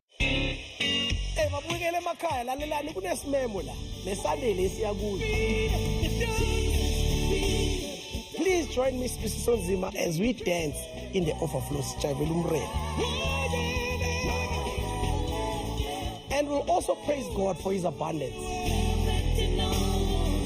It's a praise and worship experience for the whole family this coming Sunday on SABC 2 at 8:30. Sila Family. South Africa's future champions are stepping up and showing off their skills. This is Ghosts Like Us, and I'm your host, Riyama Chief, and as always, catch the next generation of sporting goats as they push their limits and inspire us all. Hours of training every single day. Help self-discipline. Goats Like Us, where the future stars of Mzansi rise. I am a goat. I am a goat. I'm a goat. I'm a goat because I make a difference in the game. Catch Goats Like Us every Friday on SABC 1 at 3 p.m. Also available everywhere for everyone, always on SABC Plus and SABCSport.com. Proudly brought to you by SABC Sport. Kick back with a front row seat to everything SAFA. Stay in the game with SAFA TV and get the latest news and updates about SAFA referees, coaches, fans, and teams. From women's football to men's football, including developmental teams. Go beyond the pitch with exclusive interviews and get up close with your favorite players as they share their stories, passion, and dreams. The Yashin nominee is just the cherry on the top. Catch SAFA TV every Sunday at 2:30 p.m. on SABC 1. Also available at your fingertips on SABC Plus. Proudly brought to you by SABC Sport. For the love of the game.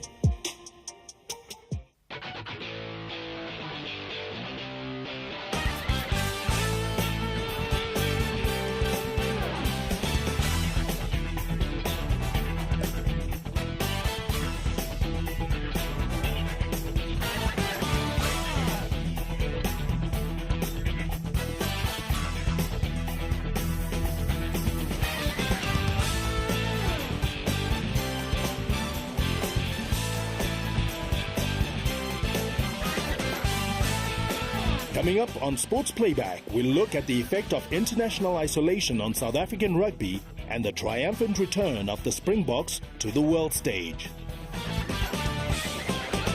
In the world of rugby, there is no bigger clash than the one between the Springboks and the All Blacks.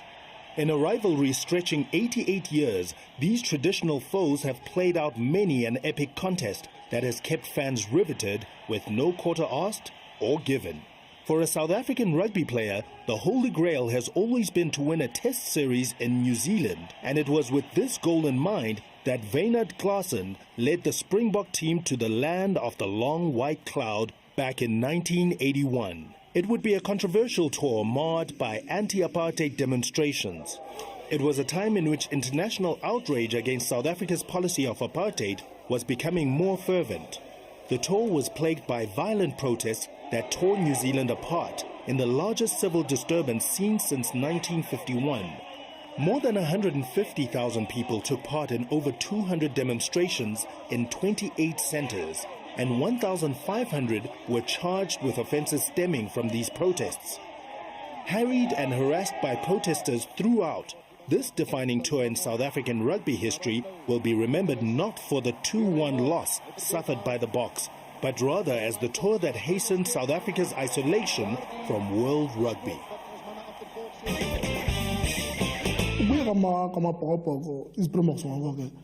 In New Zealand 1981.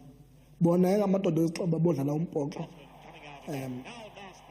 besiya eNew Zealand nenjongo enye xa yophumelela ngoba kolula uba uMzantsi Afrika aye eNew Zealand ophumelela or for New Zealand ba ize apha eMzantsi Afrika bayiphumelele ngelo xesha elo iNew Zealand yayingaphume i-test series eMzantsi Afrika and amadoda amaze yobona uba imeko asalunga emhlabeni ngoku amadoda amaninzi awasafuni udlala eMzantsi Afrika so sebeyiqonda uba nabo yayiyenye yethozo okugqibela ezoMzantsi Afrika sisiya eNew Zealand. As a young South African and a young Springbok, you know, it was the ultimate to play against the All Blacks. And we were very naive to what was going on in our country. But I think when we got over there, we all realized, you know, what magnitude our country and the problems we were in. But we were over on the tour. And immediately as we arrived there, you know, you could see straight as we landed, the protesters were waiting. And we realized this was going to be a difficult tour under difficult circumstances. Kwabanzima ngefo amadoda ngoba iprotest abaninzi abantu besenza izinto bebengabafuni baxa bephuma kufuneka bephume benganxibanga izimpahla ezibachaza ngabantu balapha eMzantsi Afrika bafuneka babe ngathi bangabahlali bapha eNew Zealand yabanzima loo nto kutini kakhulu ngoba kwakunzima uba badlale le nto bafuna idlala ngoba iingqondo zabo azikho sembhoxweni ngokuphelela ngoba bacinga nezinto ezenzeka apha ngaphandle kubo. We stayed in the squash courts at night, and we had protesters coming trying to bash the doors down. They were very well organized, these protesters, so they were, you know, we'd stay in motels, and they would be come on and off shift like an army camp. In the major centres, you know, in Auckland and Christchurch and Wellington, they wouldn't have us in the hotels. So before the test matches, you know, we stayed under the stadium. Ingqondo zabo zabunjwa uba bacinge ngento eyenzekayo ekhaya amadoda amaninzi afana noroblo bathi bona ezinye izinto bebengazazi besiya phana noroblo into bebeyazi biyirabhi bathi bofika phana zavela ke ngoku ezi zinto urhulumente lapha eMzantsi Afrika ebengafuna abantu balapha bazazi bona bathi bazazi. I don't think you know the protesters in New Zealand really wanted to do real harm to us, because I think they could have got to us if they wanted to, but I just think they wanted to make a huge statement to the rest of the world and for themselves in their own country that they don't approve what was happening in our country. En daar is 'n lelike moles met betogers wat hier op die veld probeer kom, wat rookbom op die veld gooi. It split up families, it split up the whole of New Zealand, and I think now, looking back at it now, as I sit back and, well, years ago, I realized, you know, the difficulty and the problems we were having within our country, and possibly the tour shouldn't have gone on. But at the time, it was fantastic for a young guy, you know, to play for your country and against the All Blacks. Winning away in New Zealand represents one of the greatest challenges for any rugby player, but the Springboks also had to cope with the violent protests that defined the tour. The Springbok team, that featured the likes of Nas Botha and Karel du Plessis, had done remarkably well going into the third and final test match in Auckland, with the series locked at 1-1. The culmination of the tour would be remembered as the Flower Bomb Test. Umdlalo we-close kakhulu kwade kwafika indoda ethile ihamba nge-aeroplane idropha ke as bombs as a flower engezobomb but umgubo wefakiwe kwingxowa yamdropha over istadium esi kwakukhona i-controversy enintsi ke ngaloo nto leyo but ke yayenye it was part of it as a protest against iSpringboks uba zizodlala eNew Zealand and aborhulumente waseNew Zealand bivumele uba yenzeke beyazi uba ithini history yaSouth Africa ngelo xesha elo.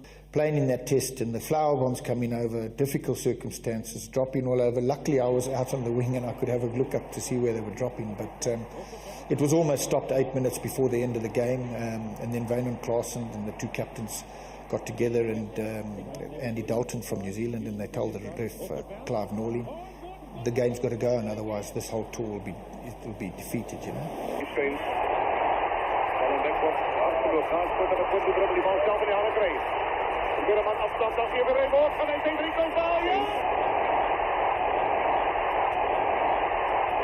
For me, it was fantastic to play for South Africa. It was exciting. It was great to score 3 tries for South Africa. Unfortunately, you know, we lost the Test series, so it'll always be remembered as a loss. But under those difficult circumstances, you know, we were just happy to have played over there.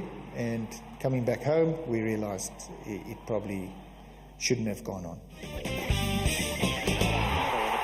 As the Boks headed home to South Africa after the controversial Flower Bomb Test, it became clear that touring abroad would no longer be an option for South African rugby teams. What else did they learn from that fateful tour to the land of the long white cloud? You know, probably a fair reflection, you know, being 16-3 down at half-time, we came back to 22-all. Clive Norling played an extra overtime, 8 minutes, and in the end, you know, it was his call that made the difference in the two teams. But it's history, it's in the record books. We lost it, but I'd like to have believed under different circumstances that team we had over there was brilliant. I think it's elke klein ouetjie Suid-Afrika se droom om vir die Springbokke te speel. Ek dink is elkeen se droom om teen die All Blacks te speel. Ek dink is elkeen se droom om in New Zealand teen die All Blacks te speel, en ek dink die toppunt daarvan is om die All Blacks te klop op hulle eie veld. Bathi bobuyele ekhaya bayiqonda uba ixesha labo kwi-international rugby alikho lide, and bawothuka uba bavumeleke uba baphinde baphume eMzantsi Afrika bodlala namanye amazwe amakhulu afana ne-Australia ne-England ne-Ireland ngoba ngelo xesha elo iitim zeyurophu zazistrong kakhulu, and wonke umntu efuna uyodlala phesheya kwelwandle enxibe ijezi yeSpringboks, and bayazi ngokuba amaphupho wabo awaqumba awufezeka. After the break, we'll look at the isolation of South African rugby. But first, a trivia question. Who was the captain of the 1981 South African tour of New Zealand? Find out when we come back.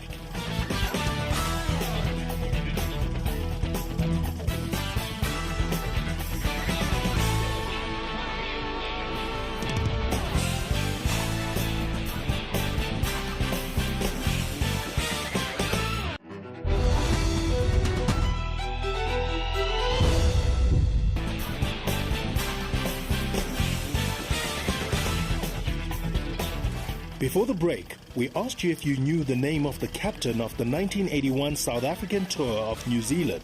The answer? Wynand Klaasen.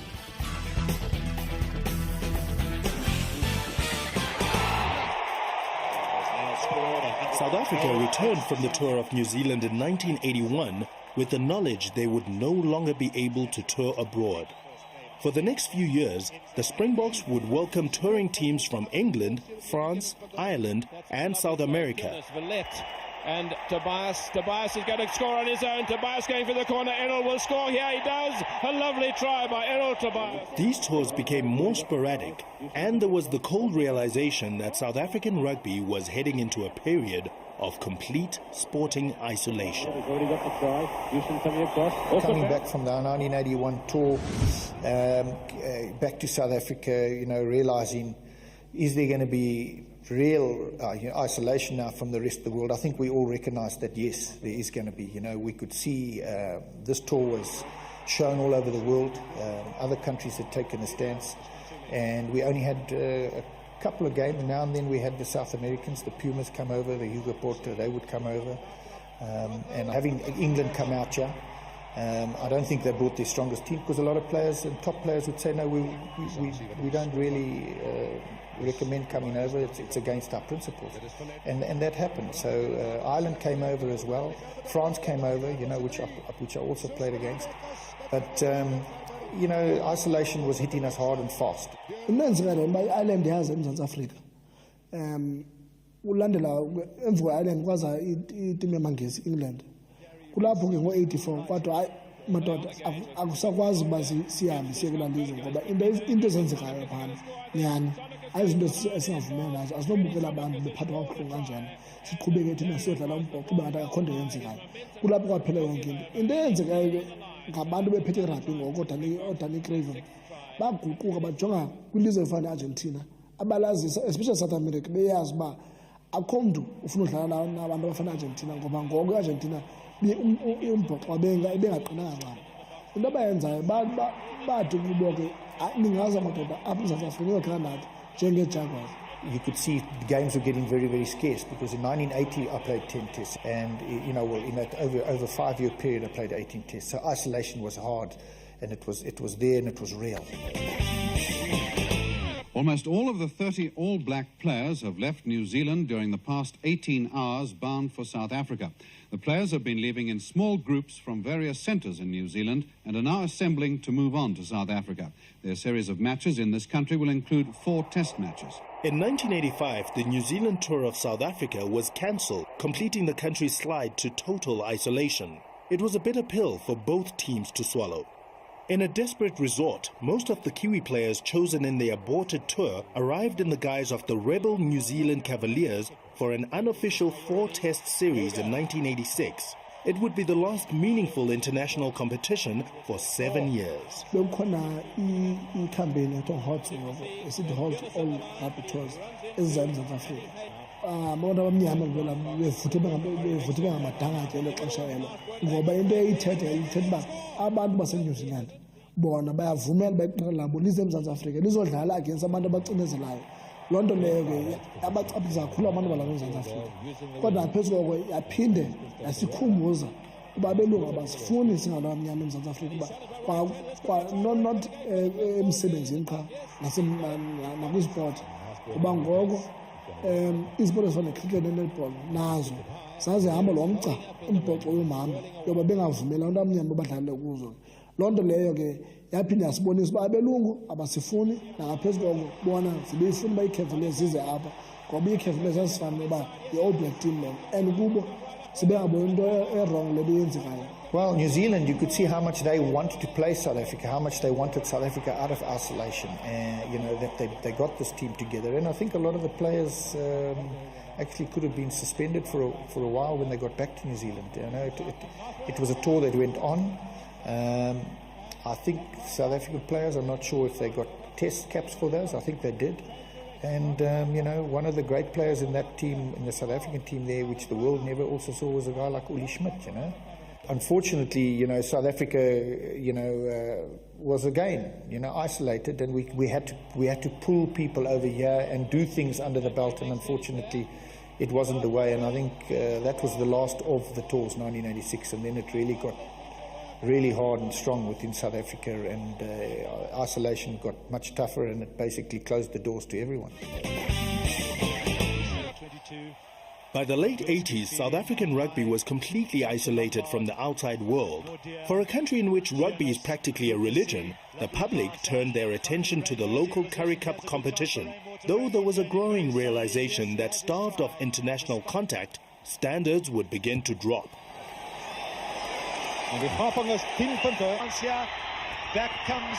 Ndingathi into eyabantle ngento yoba sibe kwi-isolation izomfukile uba kwaqiniseka iprovince yethu i-Currie Cup yayi-competition eqinileyo ngoba bonke abadlali balapha eMzantsi Afrika bebaninzi benjalo bebekwalika eMzantsi Afrika bebengazudlala phesheya. Yaqinisa ke loo nto ii-provinces zethu yenza uba urhulumente kwakhiwe izitadium zerabhi esizibonayo ngokuba zezona abantu abaninzi barhela udlala kuzo ilizwe lonke eli. Nangaphezu koko i-Currie Cup elo xesha yaba probably the strongest competition in domestic competition in world rugby. Yabanceda loo nto kakhulu kodwa ekugqibeleni ingasistrong to a certain level. Ubani isithe sistrengthen against abanye abantu izoba yingqali because loo nto leyo yenza uba week in and week out ubone i-Western Province ne-Northern Transvaal ngoko ne-Transvaal ne-Natal ne-South Eastern Transvaal zidlala against each other. Loo nto leyo imnandi ke kubalandeli bombhoxo kodwa ekugqibeleni bahambe nabadiki manje bebukela abantu abanye bedlala against each other. Loo nto leyo yenye yezinto eyenzayo uba oLouis noDanny Craven baqale abathetha nabantu be-ANC besithi kubo hayi madoda siyacelana masilungele izinto eMzantsi Afrika sikwazi udlala nabanye abantu abasuka kwamanye amazwe. When we come back, we look at the reunification of South African rugby and their triumphant return to the world stage. But first, a trivia question. Who was the great Springbok fly half who captained South Africa on their return to Test rugby?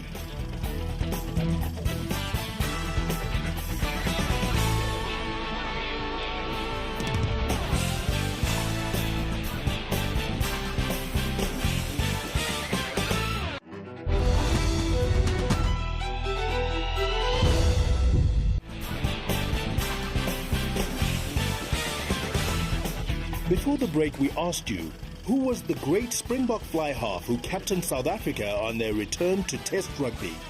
The answer? Nas Porter.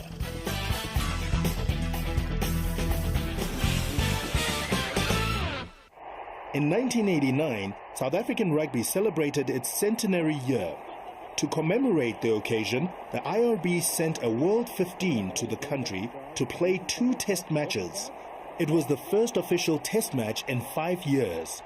The series confirmed fears of a drop in the standard of rugby caused by isolation.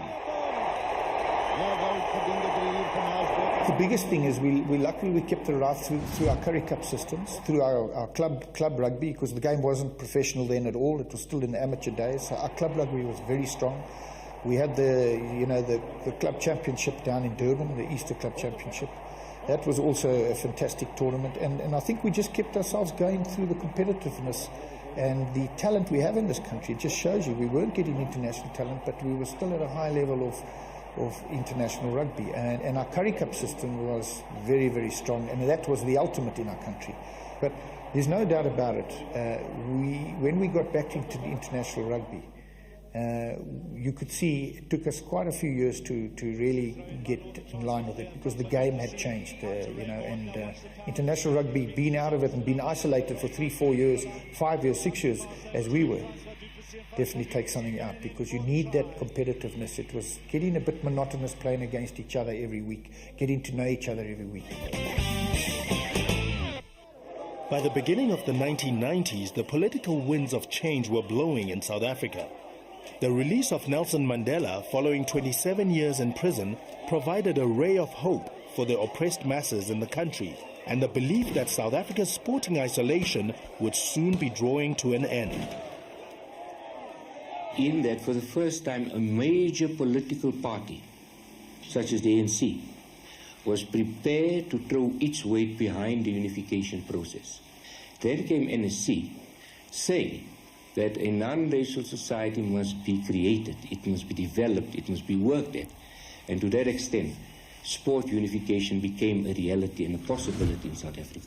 Uphuma kaMandela jele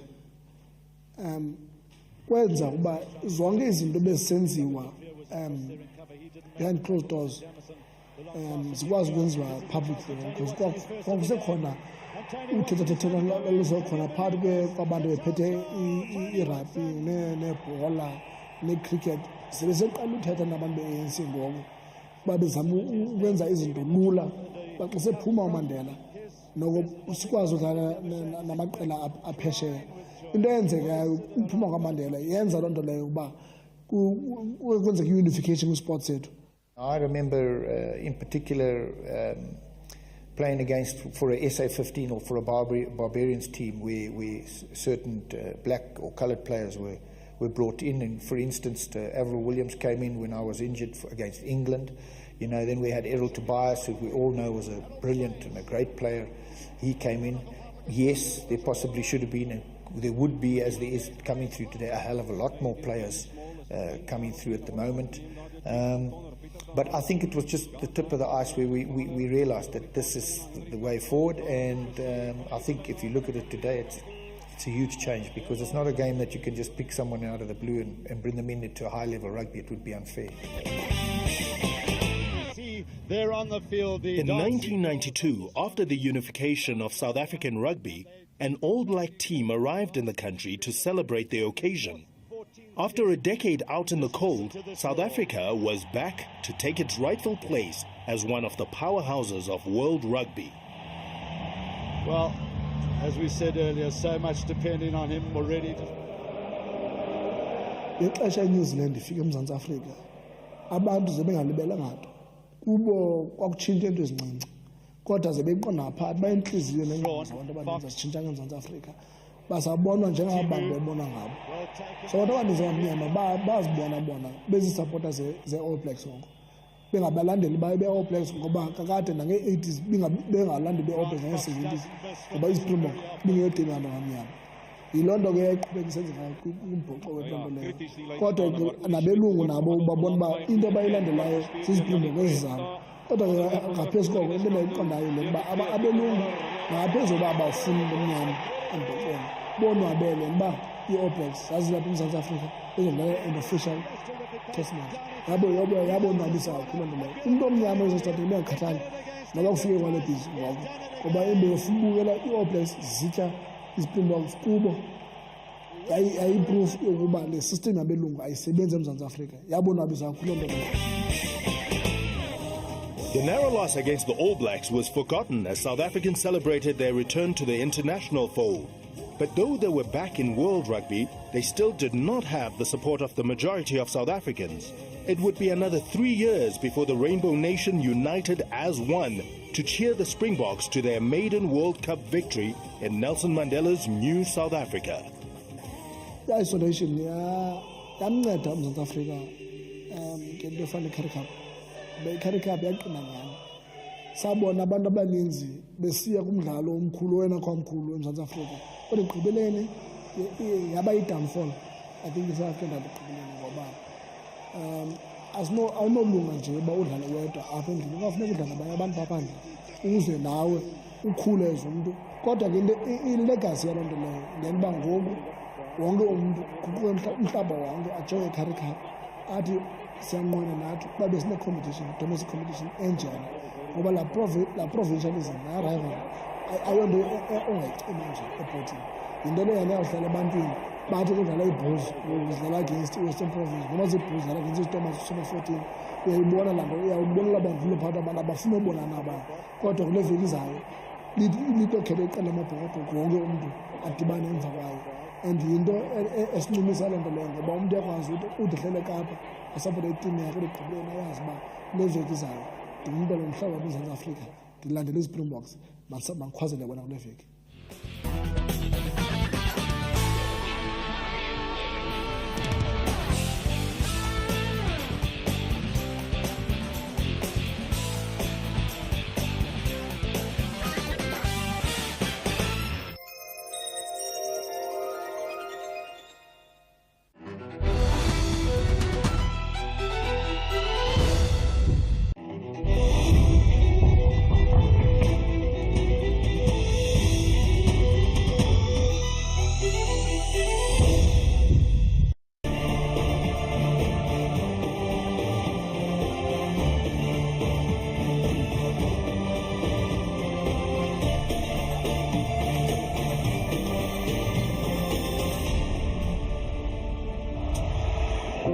This is not just football.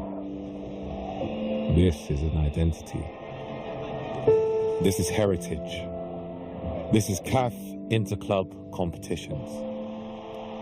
It's where cities rise above nations, where neighborhoods become rivals, and where passion doesn't just burn, it explodes.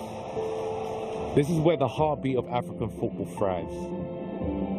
Not in its capitals, but in the soul of communities. The club crest is more than a badge.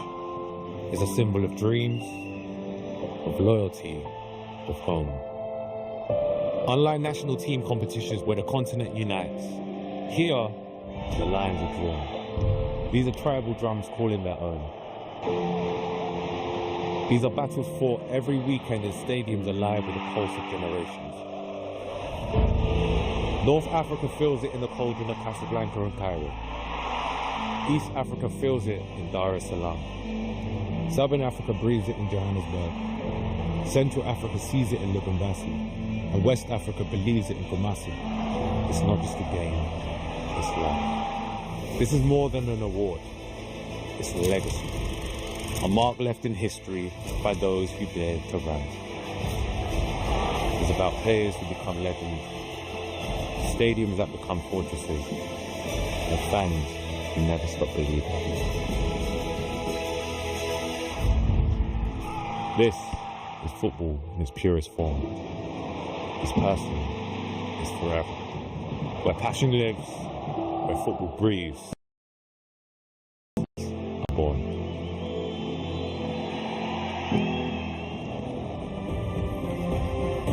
A beautiful evening here in Doha, the capital of the state of Qatar, where we continue the draws. We'll move in a few minutes to the draw of the Champions League, the CAF Total Energies Champions League 2024-2025, here in beIN Sports building, the main building of MENA region, the Middle East and North Africa. Good evening, ladies and gentlemen. Happy to continue with you with a broadcast that is reaching more than 100 countries worldwide, from east of Asia to Europe, to Africa, to America. More than 100 countries are watching this draw live here from beIN Sports, from our head office. Before we move on to the Champions League quarter-final draw, let's remember what happened in the group stage, and let's remember the 8 big teams that reached this quarter-final. Special day as a new Champions League campaign gets underway. Match day 1 of the Total Energies CAF Champions League. For the 1-0, look at that for a sensational goal. And there is one back. Gets it shot away and surely wins it. So that's the second in the game. What a hit! The first touch, the back heel, and Makwana doesn't miss from there. It's a chance. Terrific block. Oh, it's a beauty of a free kick. Ali have made it 6. That was pure class.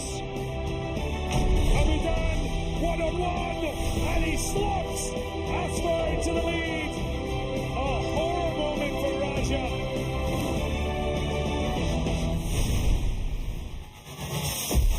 Zahuni to try to bring Raja level, and he does so. Cool as you like. Messian gets the ball across. Oh, it's shot. The follow-up, there's the goal.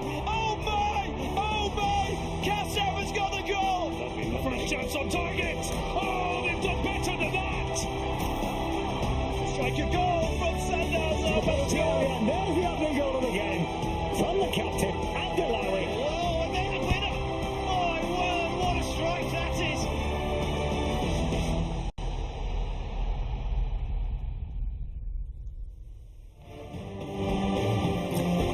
So for this draw, we're happy to host 2 superstars. Let's start with our first guest from Zambia, who played for Nice, Braga, Liria and Mazembe. Please welcome Renford Kalaba.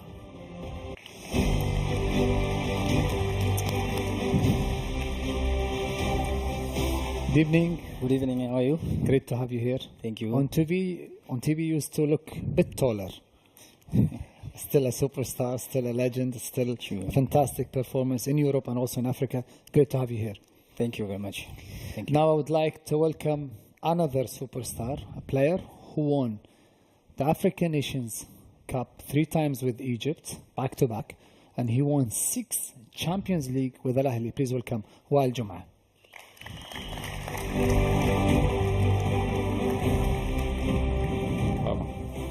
محمد. أهلا وسهلا. ازيك عامل ايه؟ Welcome. الحمد لله. How are you?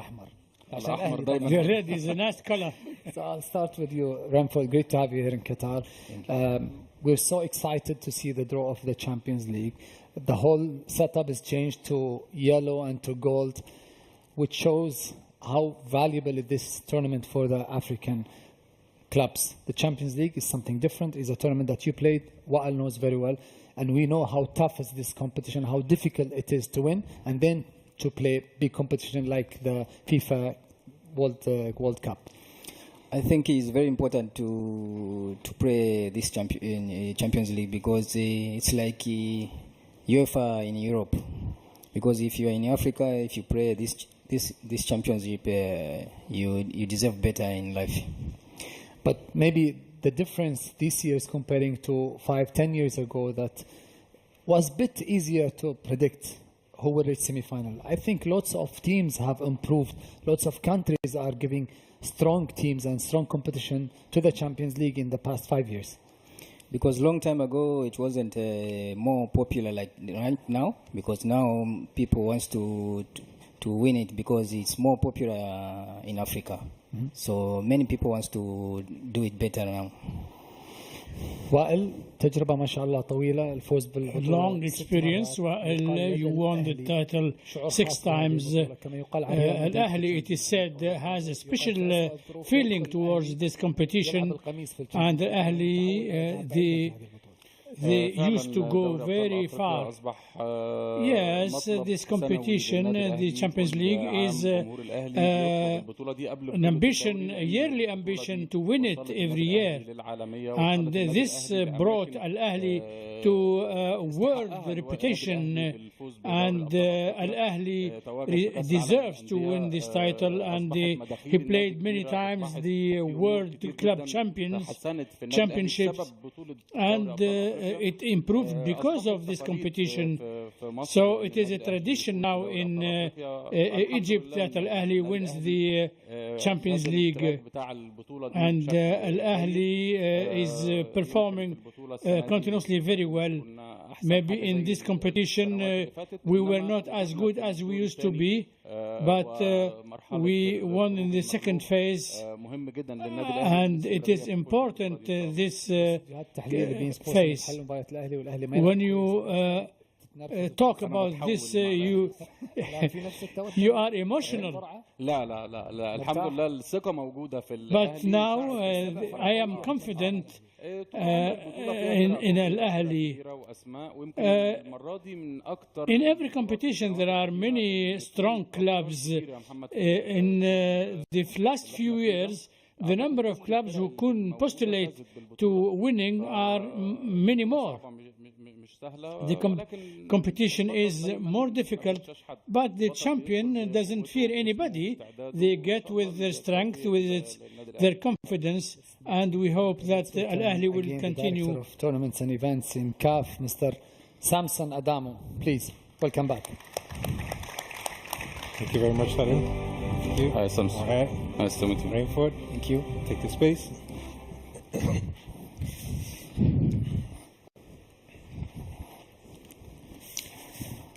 Assalamu alaikum and good evening, ladies and gentlemen. The moment we've been waiting for, the draw of the Total Energies CAF Champions League competition where legends are made. We have the creme de la creme 8 teams of the competition. But just before we start with the draw proceedings, let's have a look at the 8 teams that have qualified.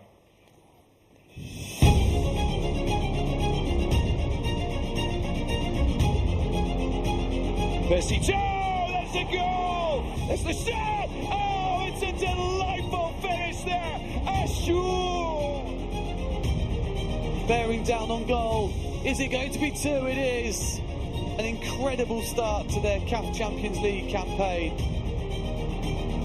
It's over there, but it's not over Hamid, who finds the back of the net. Well, they're looking to walk it in, and they've done so. Shinawi, the rebound is fired high into the net. Bakil and Makwana doesn't miss from there, and he makes it 2. Here, running at Vardy. Comes to the edge of the area, Raiders with the shot, and there's the opener. 65 minutes in. Oh, that's well played. Can he follow it through? He can. Brilliant play. For the Pirates, and there's the opening goal. 5 minutes in. Orlando take the lead. Whoa, and then a winner. My word, what a strike that is.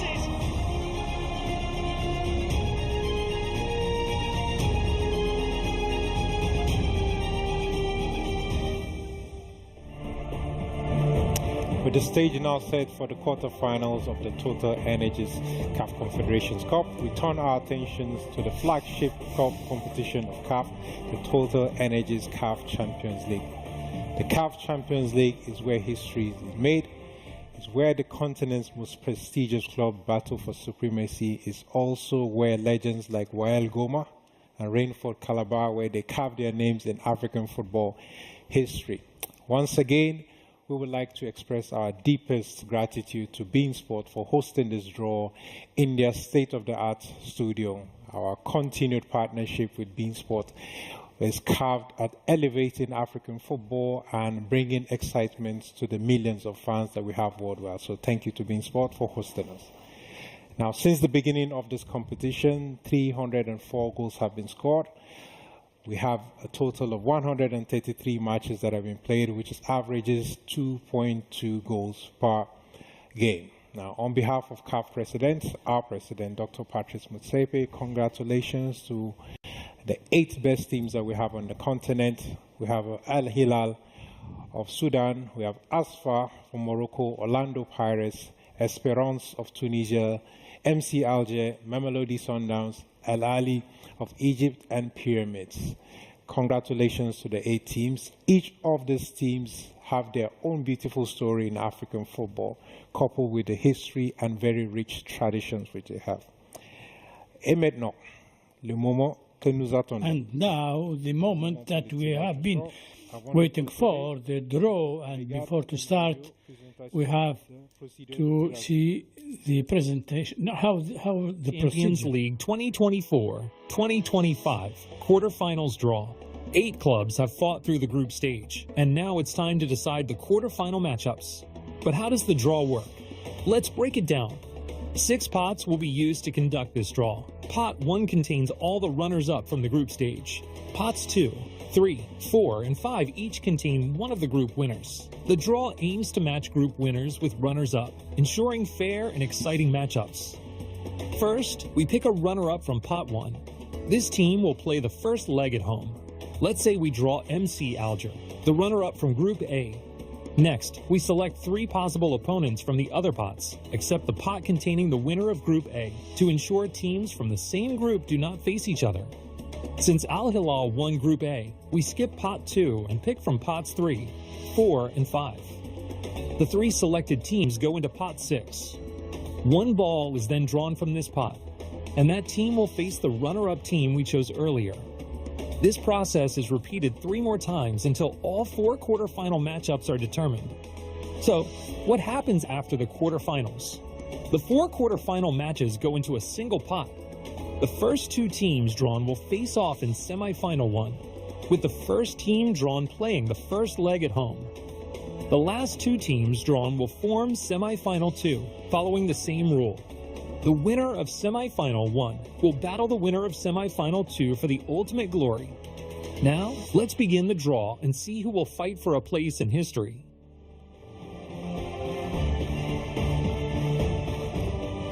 Now we move on to the draw. Assalamu alaikum. Well, guys, shukran. Rainford, are you ready? Sure. Rainford, many people don't know, but you are actually captain to Malanga, which came to play earlier. You was captain to play together in TP Mozambique, so it's a pleasure to have you here, helping with the draw. Are you ready? Yeah, I'm ready. Okay, we're going to start. Well, we'll start with you, please.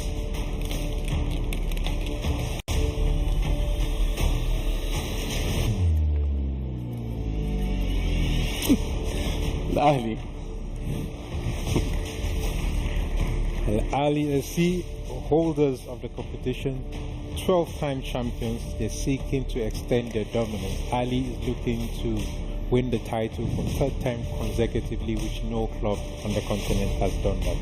Ali, quarterfinals won. I think it's destined for you to have picked Ali first. And for the next team that will be playing Al Ali, according to the draw procedures, Ali were in the same group as Orlando Pirates, so they cannot be drawn. So we have Al Hilal, Asfar, and ASD. Rainford, thank you.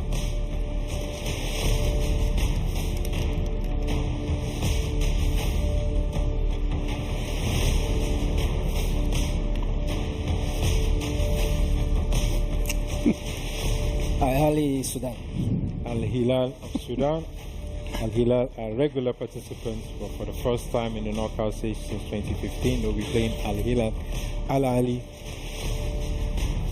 Thank you very much, Ahmed Salem, who is ensuring that we respect the draw procedures. And quarterfinals too. Well,